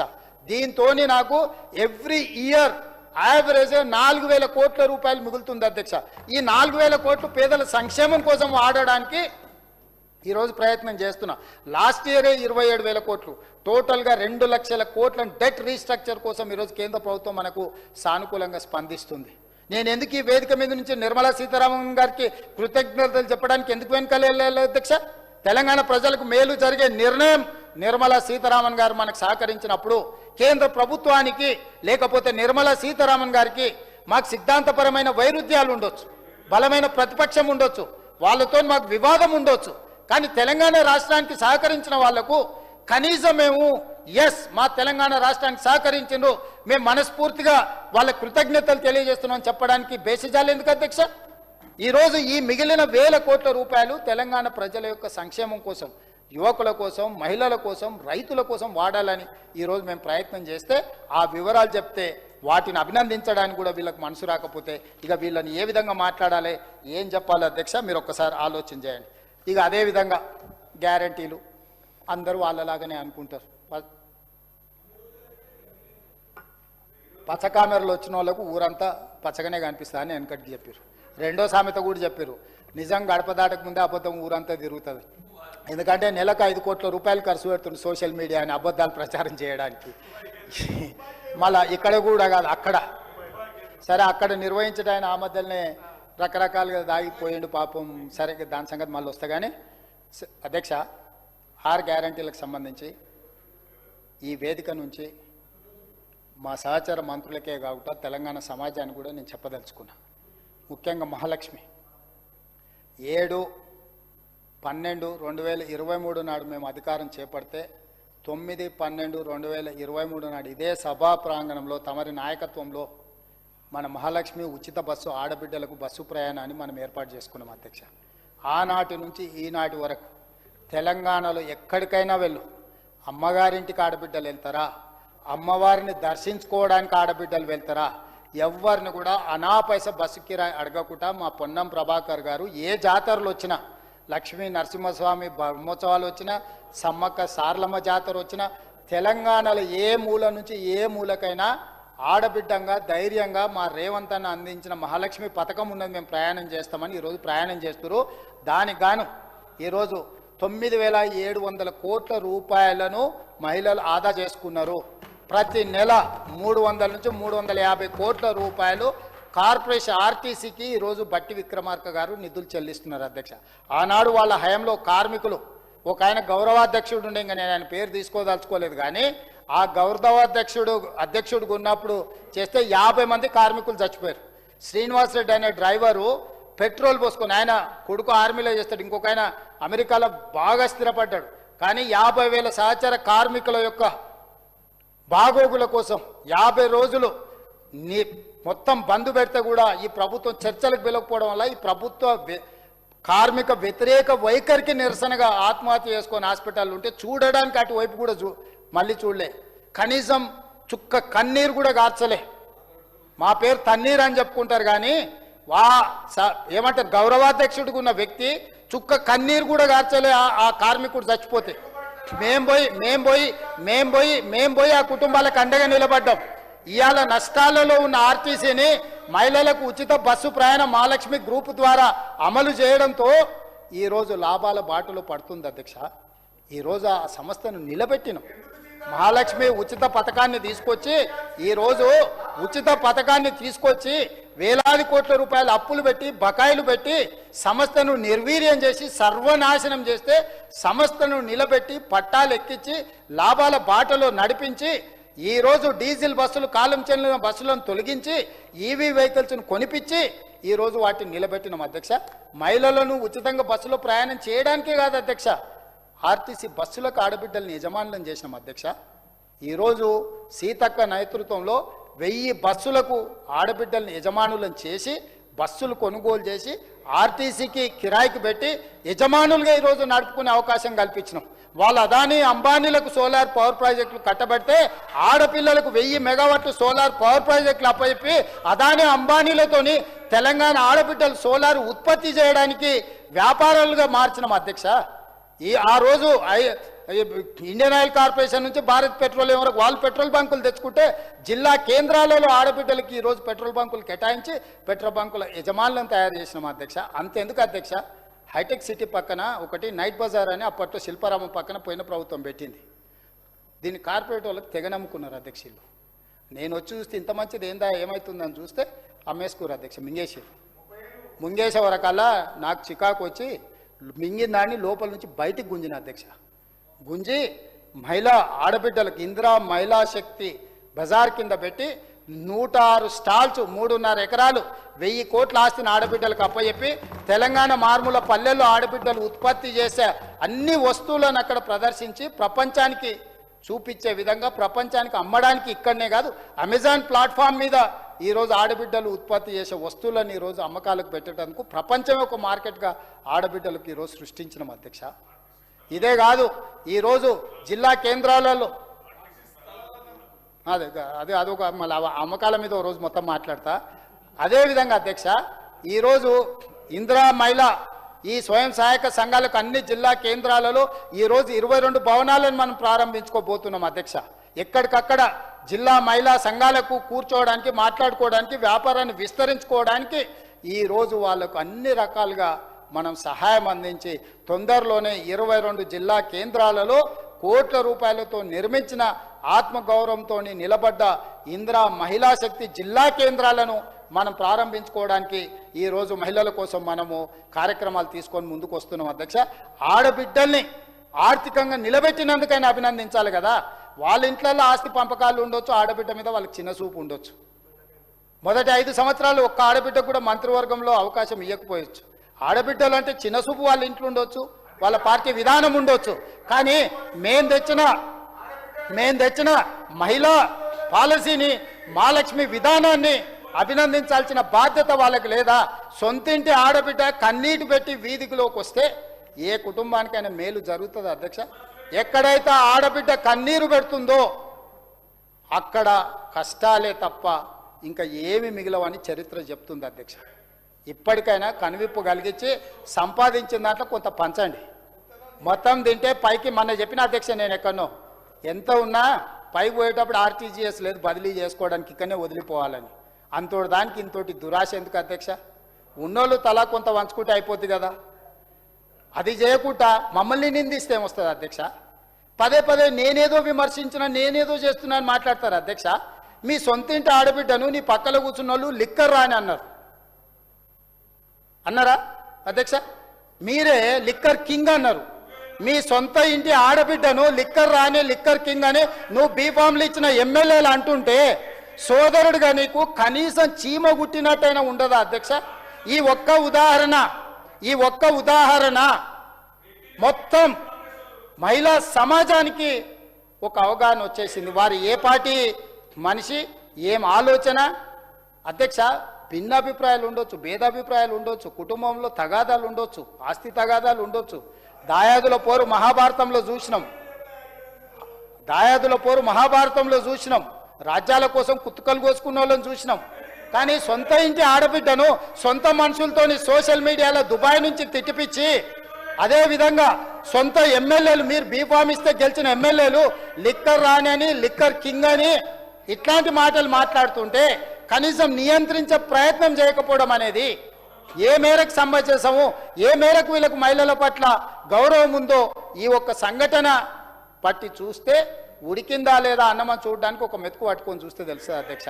కాబట్టి దయచేసి ఇంకా ఎక్కువ వద్దు చర్చ, నేను డీటెయిల్గా బోదాల్చుకోలేదు. దయచేసి వదిలేసే ఇక నన్ను ఇంత మించి మాట్లాడనీయకు. అదేవిధంగా అధ్యక్ష, రాజీవ్ ఆరోగ్యశ్రీ ఆనాడు 2 లక్షలు రాజశేఖర రెడ్డి గారు పేదలకు కార్పొరేట్ వైద్యాన్ని అందించాలని డాక్టర్ వైఎస్ రాజశేఖర రెడ్డి గారు తీసుకొచ్చిన పథకం, దాన్ని నిర్వీర్యం చేసి సర్వనాశనం చేసిరు. నేను వచ్చిన ఎంబడే 2 రోజుల్లోనే 5 లక్షల నుంచి 10 లక్షలకు పెంచి ఈ రోజు వరకు అధ్యక్ష ఈ రోజు వరకు రాజీవ్ ఆరోగ్యశ్రీకి 2300 కోట్ల రూపాయలు మా ప్రభుత్వం పేదల ఆరోగ్యానికి ఖర్చు పెట్టింది అధ్యక్ష. సీఎం రిలీఫ్ ఫండ్ వాళ్ళకి చుట్టాలకు కావాల్సిన వాళ్ళకు ఇచ్చి చెక్కులు కూడా వాళ్ళ ఖాతాలను వేసుకొని పాపం పేదోళ్ళ మీద, బాధితుల మీద నిర్వీర్యమైన వాళ్ళని పెట్టి, పిఎలను పెట్టించి చెక్కులని ఖాతాలు వేసుకొని దొంగలించిన దొంగలు అధ్యక్ష. సీఎం రిలీఫ్ ఫండ్ను ఆ రాజీవ్ ఆరోగ్యశ్రీ చెక్కులను కొల్లగొట్టి ఏం మాత్రం సిగ్గుపడకుండా అక్కడ నించొని మమ్మల్ని నిందిస్తారు అధ్యక్ష. చెక్కుల రూపంలో పేదోళ్ళకి చెందాల్సిన రాజీవ్ ఆరోగ్యశ్రీ చెక్కులను, సీఎం రిలీఫ్ ఫండ్ చెక్కులను తరలించి వేరే ఖాతాలు వేసుకొని దొంగిలించిన దొంగల అధ్యక్ష. పేదోడు సొమ్ము తిన్నోడు ఎవడైనా బాగుపడతాడు అధ్యక్ష? ఎంత పరిస్థితి లేనోడో రాజీవ్ ఆరోగ్యశ్రీకి అప్లై చేసుకుంటాడు అధ్యక్ష. ఇవాళకి 2046 కోట్ల రూపాయలు ఈ రోజుకి నేను సీఎం రిలీఫ్ ఫండ్లో ఖర్చు పెట్టిన అధ్యక్ష. మొత్తం కలిపి దాదాపుగా ఈ 26, 25 నెలల 4400 కోట్ల రూపాయలు ఈరోజు పేదల వైద్యం కోసం, ఆరోగ్యం కోసం ప్రభుత్వం ఖర్చు పెట్టింది అధ్యక్ష. దానికోసమైనా అభినందించాలి కదా అధ్యక్ష. అదేవిధంగా అధ్యక్ష, 500 రూపాయల గ్యాస్ సిలిండర్ ఆనాడు దీపం పథకం, ఇతర పథకాల ద్వారా పేదలకు కట్టెల పొయ్యి నుంచి ఆడబిడ్డలు పొగగొట్టాలతోని ఊపిరితిత్తులకు పోయి క్యాన్సర్ వచ్చి చచ్చిపోతుంటే శ్రీమతి సోనియా గాంధీ గారు ఆడబిడ్డలకు ఉచితంగా సిలిండర్, గ్యాస్ పొయ్యి ఇవ్వాలని పథకాన్ని ప్రవేశపెట్టింది. ఆ రోజు 400 రూపాయల సిలిండర్ ఉండే, 12 నూర్లు చేసింది. కొనలేని పరిస్థితి. గ్యాస్ పొయ్యిలు, సిలిండర్లు అటకెక్కి కట్టెల పొయ్యికి వస్తే మళ్ళీ సోనియమ్మ గ్యారంటీ కింద 500 రూపాయలకు సిలిండర్ ఇచ్చి ఇప్పటి వరకు మా ఉత్తమ్ కుమార్ రెడ్డి గారు 43 లక్షల కుటుంబాలకు 752.22 కోట్లు సబ్సిడీ చెల్లించింది అధ్యక్ష. అదేవిధంగా గృహజ్యోతి ఫామ్ హౌజులు ఉన్నోళ్లకు పెద్ద పెద్ద భూములు ఉన్నోళ్ళకు భూస్వాములకే ఉచితం కాదు, పేదవాడి ఇంటిల్లో వెలుగులు చూడాలి, వాళ్ళ కళ్ళల్లో ఆనందం ఉండాలి అని గృహజ్యోతి 200 యూనిట్లు ఉచితంగా 52,96,000 పేద మధ్యతరగతి కుటుంబాలకు ఇప్పటి వరకు 3,097 కోట్ల రూపాయలు 200 యూనిట్లు ఉచిత కరెంటు కోసం ఈ రాష్ట్ర ప్రభుత్వం నిధులు ఖర్చు పెట్టింది అధ్యక్ష. అదేవిధంగా చదువుకునే పిల్లల కోసం 39,000 ప్రభుత్వ స్కూలు కాలేజీలు విద్యా సంస్థలకు ఉచితంగా ఈరోజు మా ప్రభుత్వం విద్యుత్ ఇచ్చింది అధ్యక్ష. విద్యా సంస్థలకు ఉచితంగా విద్యుత్ ఇవ్వాలన్న సోయి వాళ్ళకు లేదు. ఈరోజు మేము వచ్చినాక పేద పిల్లలకు చదువుకోవడానికి మళ్ళా మాత్రం కంప్యూటర్లు, స్క్రీన్లు, టీవీలు అన్ని కొంటమని కమిషన్లు కొట్టేసి అవి కొన్నారు. కానీ అవి నడవడానికి ఇవ్వాల్సిన కరెంటు ఇవ్వకుంటుంటే ఇన్ని స్కూళ్ళకు ఉచితంగా కరెంటు మేమిచ్చినాం అధ్యక్ష, మా మంత్రివర్గం ఇచ్చింది అధ్యక్ష. అదేవిధంగా ఇందిరమ్మ ఇండ్లు, డబుల్ బెడ్రూమ్ ఇండ్లు అన్నారు. ఏం మాట్లాడిండ్రు అధ్యక్ష ఆనాడు ఎలక్షన్ల ముందు? ఇందిరమ్మ ఇల్లు, డబ్బా ఇల్లు, కాళ్ళు కొడుకు వస్తే యాడ్ ఉండాలి, కోడలు వస్తే కొడుకు కోడలు ఉంటే యాడ్ ఉంటారు, బిడ్డ అల్లుడు పండగ వస్తే యాడ్ ఉంటాడు, కాళ్ళు చాపుకుంటే కాళ్ళు బయట ఉంటాయి, గొర్రె పిల్లనో మేక పిల్లనో కుక్క పిల్లలు ఉంటే ఎడగట్టేసుకుంటారు. డబ్బా ఇల్లు వద్దు, డబుల్ బెడ్రూమ్ ఇల్లు ముద్దు అని పెద్ద ఎత్తున ప్రచారం చేశారు. నేనేం చెప్పిన అధ్యక్ష, ఏడ ఇందిరమ్మ ఇల్లు ఉంటే గాడ మేము ఓట్లు అడుగుతాం, ఏడ డబుల్ బెడ్రూమ్ ఇల్లు ఉంటే గాడ మీరు ఓట్లు అడుగుతుంది, మీకు 100 నియోజకవర్గాలలో డిపాజిట్ వస్తే ముక్కు నేలకు రాస్తా అని చెప్పిన. వాళ్ళు ఇంటికి పోయారు, మేము ఇక్కడికి వచ్చినాం. మా పొంగులేటి శ్రీనివాసరెడ్డి గారు ఆ శాఖ నిర్వహిస్తారు. ప్రతి నియోజకవర్గానికి 3,500, సిద్దిపేట, సిరిసిల్ల, గజ్వేల లాంటి నియోజకవర్గాలకు కూడా ఎక్కడ వివక్ష చూపించకుండా 3,500 ఇండ్లు ప్రతి నియోజకవర్గానికి 4,50,000 ఇండ్లు ఈరోజు మేము మంజూరు చేసినాం అధ్యక్ష. ఆ ఇండ్లల్లో ఇప్పటి వరకు పొంగులేటి శ్రీనివాసరెడ్డి గారు 22,500 కోట్లతోని ఈ పథకాన్ని మొదలు పెడితే ఇప్పటి వరకు 5,100 కోట్లు ఎవ్వరు పని చేసుకుంటే వాళ్ళ ఖాతాలకు నగదు టకా టకామని పడేటట్టు, ఎక్కడ అవినీతి డబుల్ బెడ్రూమ్ ఇళ్లలో ఎంతమంది దళారులు ఉండరో, ఎన్ని లక్షల కోట్ల రూపాయలు చేతులు మారినవో ధైర్యం ఉంటే విచారణకు అడగమని చెప్పారు అధ్యక్ష. నిజాలు నిగ్గుదేల్చే పని మేము చేస్తాం. ఈరోజు ఎక్కడ కూడా చిల్లి గవ్వ లేకుండా నిజమైన పేదవాడికి ఈరోజు ఇందిరమ్మ ఇండ్లు ఇచ్చి ఇప్పటికే 5,100 కోట్ల రూపాయలు పేదలకు చెల్లించినాం. ఆ ఇండ్లు గృహప్రవేశం చేసి వాళ్ళ దగ్గర కూర్చొని సహపంక్తి భోజనం చేసి వచ్చినాం అధ్యక్ష. మేము మా మంత్రి పొంగులేటి శ్రీనివాసరెడ్డి గారు ఇతర మంత్రులతో కలిసి. వీళ్ళ అధ్యక్ష మాకు సవాల్ విసిరేది, వీళ్ళకి ఆ స్థాయి ఉందా మా ఎదురుగా నిలబడి మాట్లాడేటంత? వీళ్ళ మమ్మల్ని విమర్శించేది. అదేవిధంగా రైతు రుణమాఫీ 25,35,964 మంది రైతులకు 20,616 కోట్ల రూపాయల రైతు రుణమాఫీ 2 లక్షల రూపాయలు మొదటి సంవత్సరంలోనే చేసి రైతు రుణమాఫీ చేసి రైతులకు విముక్తి కలిగించి నిన్నగాక మన కేంద్ర ప్రభుత్వం విడుదల చేసిన నివేదికలో అతి తక్కువ అప్పులున్న రైతు రాష్ట్రం తెలంగాణ రాష్ట్రాన్ని కేంద్ర ప్రభుత్వం ప్రకటించింది అధ్యక్ష. అందుకే ఈరోజు ఇదే కాదు, రైతు భరోసా 1,52,00,000 ఎకరాలకు 70 లక్షల పైగా రైతులకు ఇప్పటి వరకు 18,000 కోట్ల రూపాయలు ఇచ్చినాం. రేపు 22 నాడు మళ్ళీ రైతు భరోసా కార్యక్రమాన్ని మొదలు పెట్టబోతున్నాం అధ్యక్ష. అదేవిధంగా సన్న ఓట్లకు బోనసు ఈ రోజుకు మా ఉత్తమ్ కుమార్ రెడ్డి గారు సన్న ఓట్లకు బోనసు ఇప్పటి వరకు 1,940 కోట్ల రూపాయలు ఇప్పటి వరకు చెల్లించిండ్రు అధ్యక్ష. ఇవి మా గ్యారంటీలు. ప్రజలు మమ్మల్ని నమ్మిండ్రు కాబట్టి మాకు కంటోన్మెంట్ ఉప ఎన్నికలలో పట్టం కట్టిరు, జూబ్లీ హిల్స్ ఉప ఎన్నికలలో పట్టం కట్టిరు, సర్పంచ్ ఎన్నికలలో 66% సీట్లు ఇచ్చి పట్టం కట్టిరు, మున్సిపల్ ఎన్నికలలో 85 నుంచి 90% ఓట్లు ఇచ్చి పట్టం కట్టిరు. ఇది రెఫరెండం అన్నోళ్లకు ప్రజలు గుణపాఠం చెప్పిండ్రు. లోకసభలో మీకు గుండుసున్న ఇచ్చారు అధ్యక్ష. 2023 డిసెంబర్లో అధికారం పోయింది. 2024లో పార్లమెంటులో గుండుసున్న వచ్చింది. తర్వాత అసెంబ్లీలు, సర్పంచులు, మున్సిపల్ ఎన్నికల్లో ఇన్ని ఎన్నికల్లో ప్రజలు తీర్పిస్తే ఇది ప్రజల తప్పు, మేము మంచోళ్ళమే అని ముసిగేసుకొని వాళ్ళు ఇట్లా అబద్ధాలు చెప్పుకొని కాలం గడుపుతున్నారు అధ్యక్ష. ఇది ఏమీ ప్రయోజనం లేదు. వాస్తవాలను గుర్తెరగండి, భూమి మీదకి దిగండి దయచేసి. మీరు రాజులు కాదు, ఇది మీ రాజ్యము కాదు. ప్రజలు రాజులు. ప్రజలు తీర్పిచ్చి వాళ్ళ సేవకులను నియమించుకుంటారు. వాళ్ళకి సరైన విధంగా హామీలను అమలు చేసి గ్యారంటీలను అందిపుచ్చి నిరుద్యోగ యువతకు ఉద్యోగ ఉపాధి అవకాశాలు, విద్యార్థులకు చదువులు నాణ్యతతో కూడుకున్న, ఒకప్పుడు చదువే లేదు, ఈరోజు గ్రామాలకు చదువు వచ్చింది, కానీ ఆ చదువులో నాణ్యత లేదు, ఆ చదువులో నైపుణ్యం లేదు. నాణ్యత కలిగిన చదువు, నైపుణ్యంతో కూడుకున్న శిక్షణ ఈరోజు విద్యార్థులు ఆశిస్తారు. అందుకే నాణ్యతతో కూడుకున్న విద్య, బ్రేక్ఫాస్ట్తో పాటు ఉదయం బ్రేక్ఫాస్ట్, మధ్యాహ్నం లంచ్ కూడా ఇచ్చి నర్సరీ నుంచి 12th క్లాస్ వరకు తెలంగాణ ఎడ్యుకేషన్ పాలసీని అమెండ్ చేసి తద్వారా పేదలకు నాణ్యమైన విద్యను అందించాలని 12th పైన చదువుకునేటోళ్లకు వృత్తి నైపుణ్యాన్ని ఇచ్చి బ్లూ కాలర్ జాబులు క్రియేట్ చేయాలని. వైట్ కాలర్ జాబులు మొత్తం పోతాయి, ఏ సునామీలో కొట్టుకుపోతారంటే ఈరోజు లక్షలాది మంది నిరుద్యోగ యువకులను బ్లూ కాలర్ జాబులు, బ్లూ కాలర్ అంటే మనకు ఫిట్టర్ కావచ్చు, ఎలక్ట్రీషియన్ కావచ్చు, ప్లంబర్ కావచ్చు, ఇలా చేతి వృత్తులతోని, అదేవిధంగా బ్యూటీ పార్లర్లు కావచ్చు, హెయిర్ కటింగ్ సెలూన్లు కావచ్చు, ఇలాంటి చేతి వృత్తి, కుల వృత్తి, వంటలు ఏ వచ్చి చేయదు అధ్యక్ష, మనుషులే చేయాలా, షెఫ్ అంటారు కదా.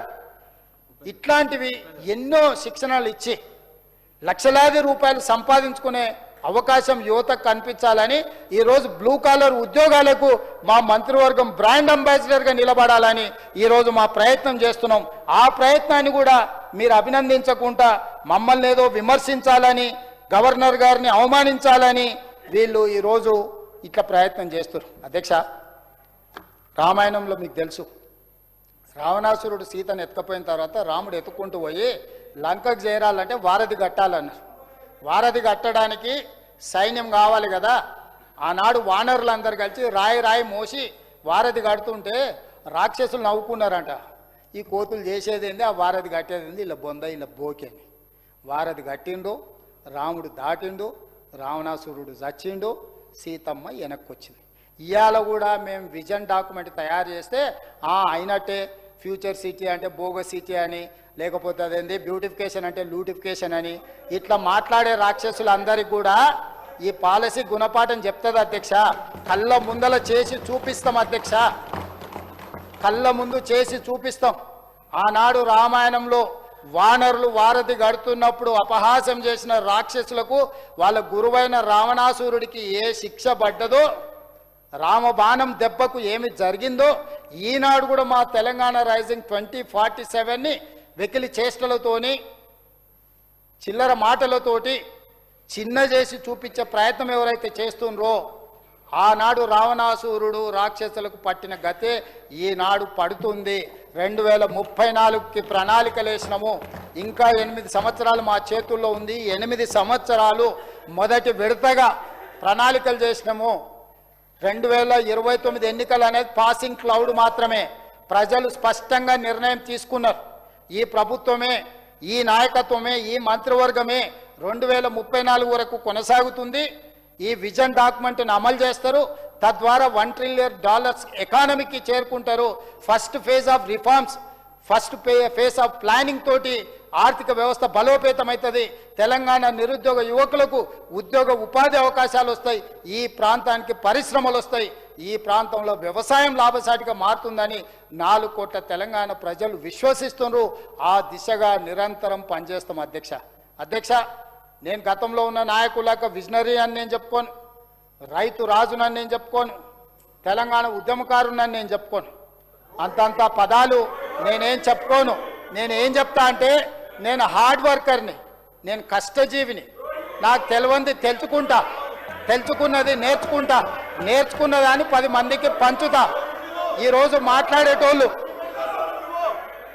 అధ్యక్ష, ఇవాళ ఆడ నెత్తి దూకుంటా నేను వార్డు మెంబర్ కాకుండా డాక్టర్ వైఎస్ రాజశేఖర రెడ్డి మంత్రిని చేసిండు.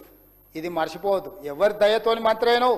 డాక్టర్ వైఎస్ రాజశేఖర రెడ్డి మంత్రిని చేశాడు. అంతకుముందు వార్డు మెంబర్ కూడా కాదు నువ్వు. ఆ వెనకాలు ఉన్నాయన ఎవరి దయతో ఎమ్మెల్యే అయ్యిండు? చంద్రబాబు నాయుడు కాళ్ళు పట్టుకుంటే ఎమ్మెల్యే అయ్యిండు సిరిసిల్ల నుంచి. ఆనాడు సుధాకర్ రావుకు తెలుగుదేశం టికెట్ ఇస్తే సీఎం రమేష్ను మభ్యపెట్టి ఆ బీఫామ్ను మాయ చేసి సొంత పార్టీలో కేకే మహేందర్ రెడ్డిని, తెలుగుదేశంలో సాటి కులస్తుడైన సుధాకర్ రావుని ఇద్దరిని మోసం చేస్తే సావు తప్పి కన్ను లొట్టబోయి చంద్రబాబు నాయుడు దయా దాక్షిణ్యంతో ఎమ్మెల్యే.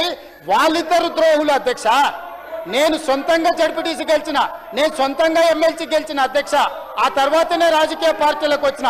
నేను స్వశక్తి స్వశక్తి పాలమూరు బిడ్డను తట్ట పని పార పని మట్టి పని చేసి ప్రజల నుంచి ఎన్నిక వచ్చినని నాకు నీకు పోలికేంది పొంతనేంది నా కాలి గోటికి కూడా సరిపోరు మీరు మీ జీవిత కాలం ఊడిగం చేసిన పనికిరారు మా పాలమూరు జిల్లాకు మీ నాయకుడిని నేను భుజాల మీద పోసి ఎంపీకి గెలిపించిన ఆయన పొత్తులో భాగంగా సిగ్గులేని మాటలు మాట్లాడతారు కృతజ్ఞత అనేది ఒక పదం ఉంటుంది అధ్యక్ష మానవ జన్మ ఎత్తినోడికి ఎవరికైనా కృతజ్ఞత అనే ఒక పదం ఉంటుంది వాళ్ళ జాతిలోనే ఆ పదం లేదు అధ్యక్ష 2009 ఎన్నికల్లో నేను ఎంబడి ఉండి తిప్పి పొత్తులో భాగంగా పొత్తు ధర్మంలో భాగంగా చంద్రశేఖరరావు గారిని ఎంపీగా మేం గెలిపించినాం అధ్యక్ష పాలమూరు బిడ్డలము పాలమూరులో ఊరు లేదు పార్లమెంటులో నోరు లేదు కానీ తెలంగాణ దెబ్బతినొద్దు అని అస్తిత్వం దెబ్బతినొద్దు అని మేము గెలిపిస్తే అన్నం పెట్టిన మాకు సున్నం పెట్టిన అధ్యక్ష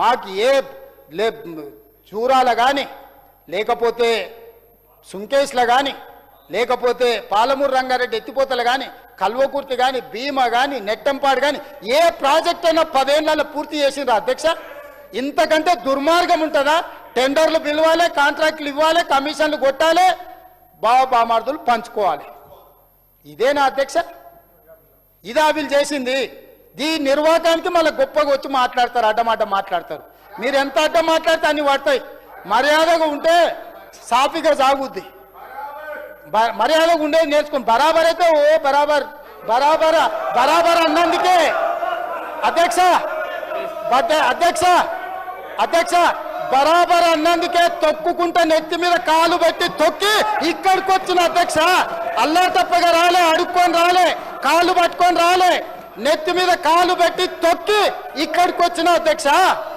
బరాబర్ మళ్ళా చూసుకుందాం 29లో తొక్కకపోతే చూడండి 29 మొత్తం కలిసి రండి మొత్తం కట్టగట్టుకొని రండి 29లో కూడా తొక్కకపోతే చూడు ఇదేనా సవాల్ రాసి పెట్టుకోండి ఇదేనా సవాల్ రాసి పెట్టుకోండి ఎట్లా గెలుస్తారో నేను చెప్తా అయ్యా అయ్యా ఆ అన్న ఇంట్లో పెట్టుకున్నాడు బెడ్రూమ్లో పెట్టుకున్నాడు మోసం చేసి నీ పక్కనే చేరిండ్రు నేను పొడిస్తే పండుకున్నప్పుడు కిడ్నీలు అమ్ముకుంటే పోతావు అక్కనే పోనీ ఎందుకు ఇప్పుడు అధ్యక్ష అందుకే అధ్యక్ష నేను చెప్పదలుచుకున్నది ఒక్కటే అధ్యక్ష తెలంగాణ అభివృద్ధి ప్రజల భవిష్యత్తు మా సంకల్పం ఏమిటన్నది నేను స్పష్టంగా ఈ సభా వేదిక నుండి వివరించాను ఈ విజన్ కొద్దీ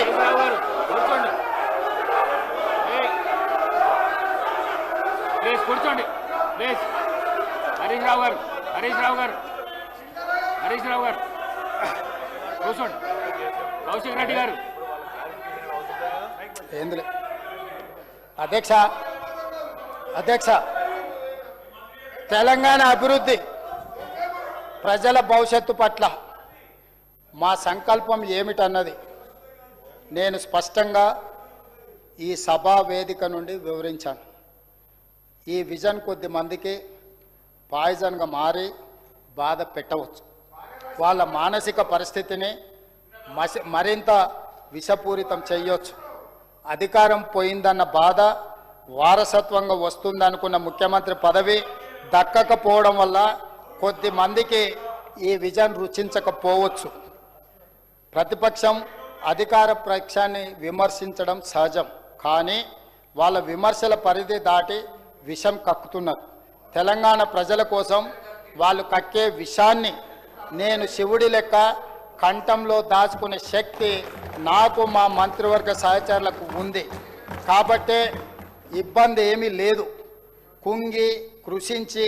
నశించే వారిని ఎవరు మాత్రం కాపాడగలరు అటువంటి వారికి ఆరోగ్యశ్రీలో కూడా ఇప్పటికి వైద్యం లేదు దాన్ని చేర్చి వాళ్ళకు ఆ వైద్యాన్ని అందించాల్సిందిగా వైద్య ఆరోగ్య శాఖ మంత్రి దామోదర్ రాజనరసింహ గారికి విజ్ఞప్తి చేస్తున్నా అధ్యక్ష గవర్నర్ ప్రసంగంపై ధన్యవాదాలు తెలిపే తీర్మానంపై నిన్న సిరిసిల్ల ఎమ్మెల్యే గారు మాట్లాడుతూ కొన్ని విమర్శలు చేశారు వాటిని చూసిన తర్వాత నాకు ఒక విషయం అర్థమైంది వారి తండ్రి గారు ఆయనకు మాటలు మూటలు మాయ మాటలు ఈ 3 విషయాలనే తారక మంత్రంగా నేర్పినట్టు ఉన్నారు. ఇచ్చిన హామీల విషయంలో ప్రజల్ని మోసం చేయడంలో డబుల్ త్రిబుల్ పిహెచ్డీలు చేసిన వీళ్ళు మా గురించి మాట్లాడే నైతిక అర్హత లేదు. అధ్యక్ష, వెనకటికి ఒక ఆయన అప్పులు ఎందుకు మిగిలాయరా అంటే ఎగ్గొట్టడం చేతగాక మిగిలిపోయినాయని. వాళ్ళు ఎగ్గొట్టిన అప్పులను ఈరోజు కట్టడానికే ఈరోజు మా పరిస్థితి ఈ పరిస్థితికి వచ్చింది. దాదాపుగా 8,11,000 కోట్ల రూపాయల భారాన్ని మోపి 11% పైగా వడ్డీల భారంతో మా నెత్తిన పెట్టిపోయినా భరిస్తూ ప్రజల సంక్షేమం, ఇచ్చిన మాట విషయంలో రాజీ పడకుండా కష్టపడటం మా నైజం. సుట్టమై వచ్చి దయ్యమై పట్టిండంటే వెనకటికి ఎవడు అధ్యక్ష, సుట్టమై వస్తే దయ్యమై పట్టిండంట. తెలంగాణ ఉద్యమం పేరుతో అధికారంలోకి వచ్చిన ప్రజలను ఘోరంగా వంచిన వీళ్ళు మాకొచ్చి నీతులు చెప్తున్నారు. అధ్యక్ష, పాలకుండ దగ్గర అధ్యక్ష వెనకటికి ఎవరో అంట పాలకుండ దగ్గర దొంగపిల్లిని కాపలా పెట్టారట. పాలకుండ దగ్గర దొంగపిల్లిని కాపలా పెడితే పాలు కుండలు ఉంటాయి. అధ్యక్ష, వీళ్ళకు కూడా తెలంగాణ రాగానే అధికారాన్ని అప్పచెప్తే 10 సంవత్సరాలు తెలంగాణ మొత్తం దోసుకొని పంచుకొని తిని ఈరోజు తిన్నదరగకు వచ్చి ఇక్కడ లొలి పెడుతున్నారు. అధ్యక్ష, అందుకే అధ్యక్ష అందుకే ఇక్కడ మాత్రం పుత్రరత్నం గారు చిలక పలుకులు పలుకుతున్నాడు. 6 గ్యారంటీలలో ఒక్కటి తప్ప మేము అన్నీ అమలు చేస్తున్నాం. ఏ ప్రభుత్వానికైనా ప్రాధాన్యతలు ఉంటాయి. వాళ్ళ అధికారంలో ఉన్నప్పుడు పరివారం పలహారం వాళ్ళ వినాదం. మొత్తం తెలంగాణ మొత్తం వాళ్ళ పరివారానికి పలహారంగా మారింది. వాళ్ళ విధానం మాత్రం అదే. అధ్యక్ష, కానీ మేము మాత్రం ప్రతి క్షణం ప్రజలకు ఇచ్చిన మాట నిలబెట్టుకునేందుకు పరితపిస్తున్నాం, ప్రయత్నం చేస్తున్నాం. 2 లక్షల రూపాయల రుణమాఫీ చేశాం. దీనికోసం ఏకంగా 21,616 కోట్ల రూపాయలు మేము చెల్లించినాం. సన్న బియ్యానికి బోనస్ ఇస్తున్నాం. ఏకకాలంలో ప్రతి రౌండు 9,000 కోట్ల రూపాయలు రైతు భరోసా పథకాన్ని అమలు చేస్తున్నాం. అదేవిధంగా అధ్యక్ష, ప్రభుత్వం పరిపాలన చెయ్యాలి. ప్రజలకు సమాజానికి సదుపాయాలు మౌలిక సౌకర్యాలు కల్పించాలి. అంతేకాని ప్రజల వ్యక్తిగత జీవితాల్లోకి తొంగి చూడడం, ఎవరేం మాట్లాడుకుంటున్నారో దొంగచాటుగా వినడం చేయకూడదు. అటువంటి ప్రభుత్వాది నేతలు చరిత్రహీనులుగా మిగిలిపోతారు. ఇది మన కళ్ళ ముందే మనమే చూసిన సత్యం. సొంత ఇంటి ఆడబిడ్డ కూడా నా ఫోన్లు దొంగచాటుగా ఇన్నరని ఆరోపణ చేస్తుందంటే ఎంత నీచానికి దిగజారినరో ఈ ఒక్క ఉదాహరణ చాలు. అధ్యక్ష, అదేవిధంగా అధ్యక్ష, వాళ్ళ 10 ఏళ్ల కాలంలో రాష్ట్రంలో ఆడబిడ్డకు ఆత్మగౌరవం సంగతి దేవుడెరుగు, గుర్తింపే లేదు. ఆడబిడ్డల చీరల్లో సైతం స్కామ్లకు కమిషన్లకు పాల్పడ్డారు. బతుకమ్మ చీరల కమిషన్లు కొట్టేసినాడు. తెలంగాణ రాష్ట్రంలో ఉండే ఆడపిల్లలకు పంచిన బతుకమ్మ చీరలలో కూడా కమిషన్లు కొట్టిన వాళ్ళు ఆ చీరలు ఒంటి మీద కట్టుకోకుండా పొలాల దగ్గర పిట్టలను బెదిరించడానికి కట్టుకున్న పరిస్థితులు ఆనాడు చూసినాం.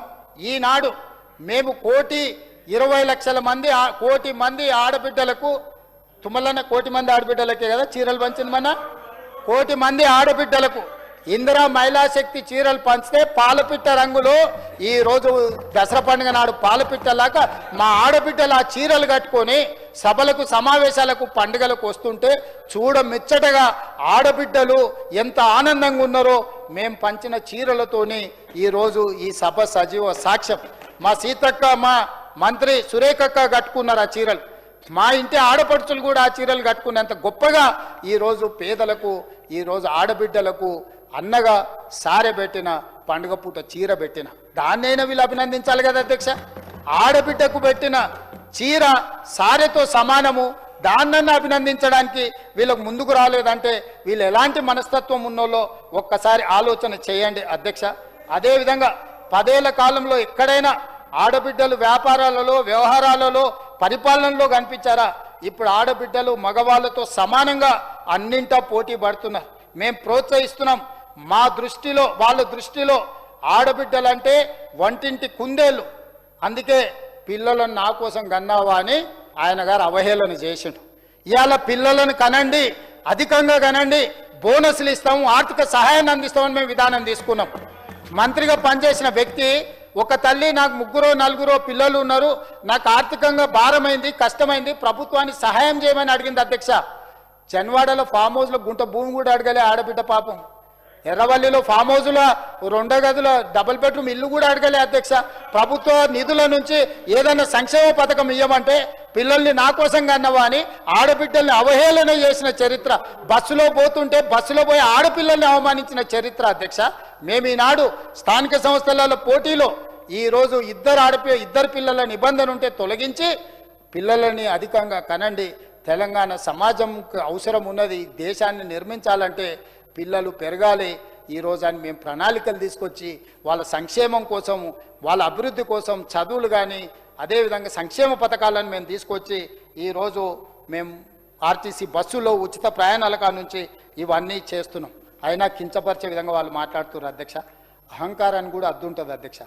ప్రభుత్వాలు తప్పు చేస్తే ప్రశ్నించవచ్చు, అది ప్రతిపక్షం బాధ్యత. కానీ ప్రశ్నించడానికి, అహంకారం ప్రదర్శించడానికి చాలా తేడా ఉంది. అది వాళ్ళకి ఎప్పటికీ అర్థం కాదు. ఎందుకంటే అహంకారం వాళ్ళ జన్మ హక్కు అనుకుంటారు. అహంకారం అనేది మా జన్మ హక్కు. వీళ్ళందరిని అవమానించడం కోసమే మేము పుట్టినాము, దైవాంశ సంభూతులం అని అనుకుంటారు అధ్యక్ష. ప్రజలు ఆగ్రహిస్తే ఈసారి అది కూడా ఉండదు అధ్యక్ష. ప్రజలు భూకంపం వచ్చే ముందు కూడా భూమి మొదట కొంత కంపిస్తుంది, కొంత సమయం ఇస్తుంది. రిక్టర్ స్కేల్ మీద మీరు ఎప్పుడైనా చూడండి, సర్దిద్దుకోమని. అట్లా సర్దిద్దుకోకపోతే ఆ భూకంపంలోనే కొట్టుకొని పోతారు అధ్యక్ష. ఇక్కడి నుంచి అక్కడికి మారిండ్రంటే భూకంపంలో వచ్చిన ప్రకంపన, ప్రజల కోపము కొంత మాత్రమే ప్రదర్శించారు. ఇప్పటికీ కూడా ఆలోచనలు కానీ అహంకారం కానీ మారకపోతే ప్రజలు అక్కడ కూడా ఉంచారు అధ్యక్ష. చరిత్రలో కనుమరుగైన పార్టీలను చాలా చూసినాం అధ్యక్ష. వీళ్ళేం అతీతులు కాదు. జనతా పార్టీ ఎంత గొప్ప పార్టీ, ఏడున్నది ఈరోజు. కాబట్టి వీళ్ళు ఏదో ఊహించుకుంటున్నారు, మేము దైవాంశ సంభూతులం, మేము దేవుళ్ళమని. అయ్యా మీరు దోపిడీదారులు, దేవుళ్ళు అనే సంగతి చాలా దూరం. నోటిఫికేషన్లు మేము ఉద్యోగాలు ఇస్తే నోటిఫికేషన్లు మేము ఇస్తామంట. 10 ఏళ్ళు ఎందుకు పట్టింది అధ్యక్ష నోటిఫికేషన్లు ఇస్తే ఉద్యోగాలు ఇవ్వడానికి? 10 నెలల్లో మేము చేసిన పని 10 ఏళ్ళలో మీరు ఎందుకు చేయలేకపోయినరు? ఇప్పుడు మీరు అంటున్న నోటిఫికేషన్లు మీరు ఇచ్చినవే కదా.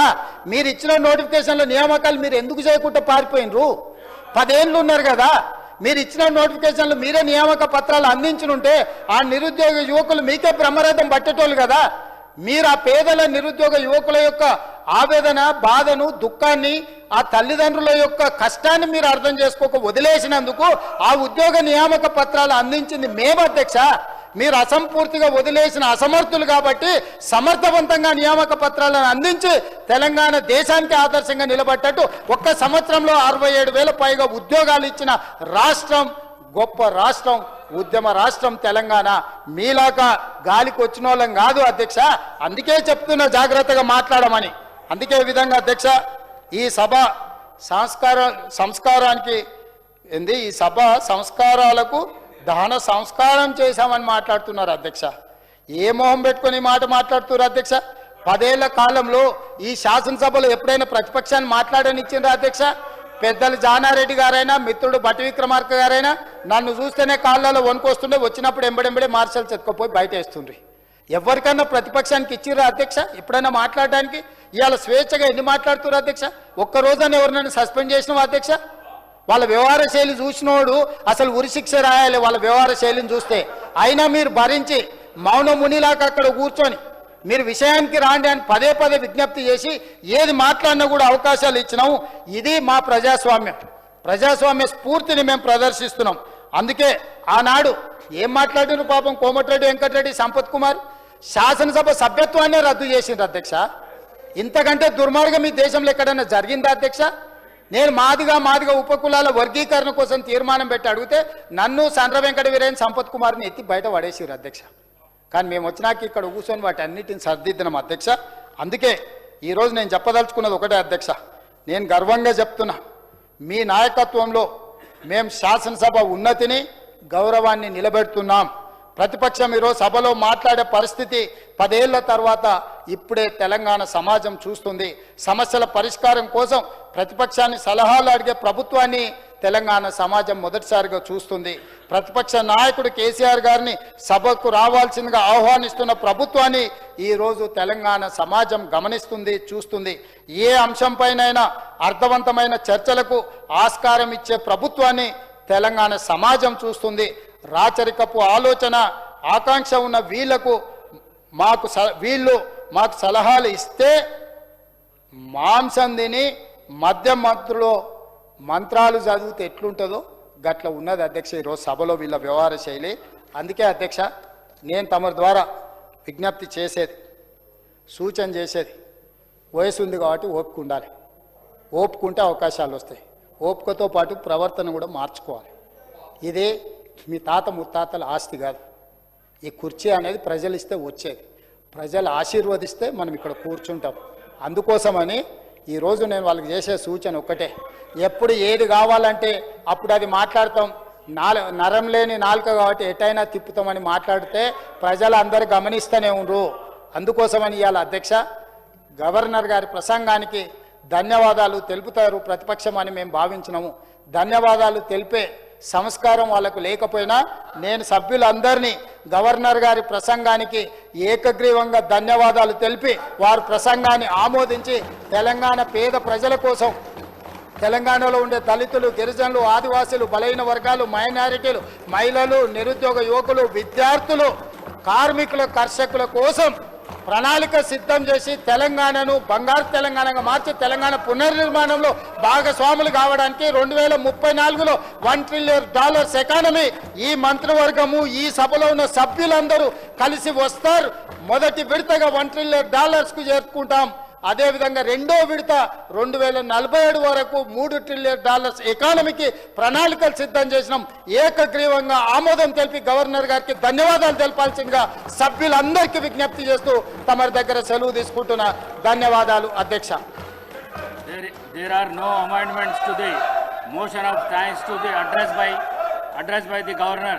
The question is that the following motion moved by Sri Balu Nayak and seconded by Adi Sedimas before the House, that address be presented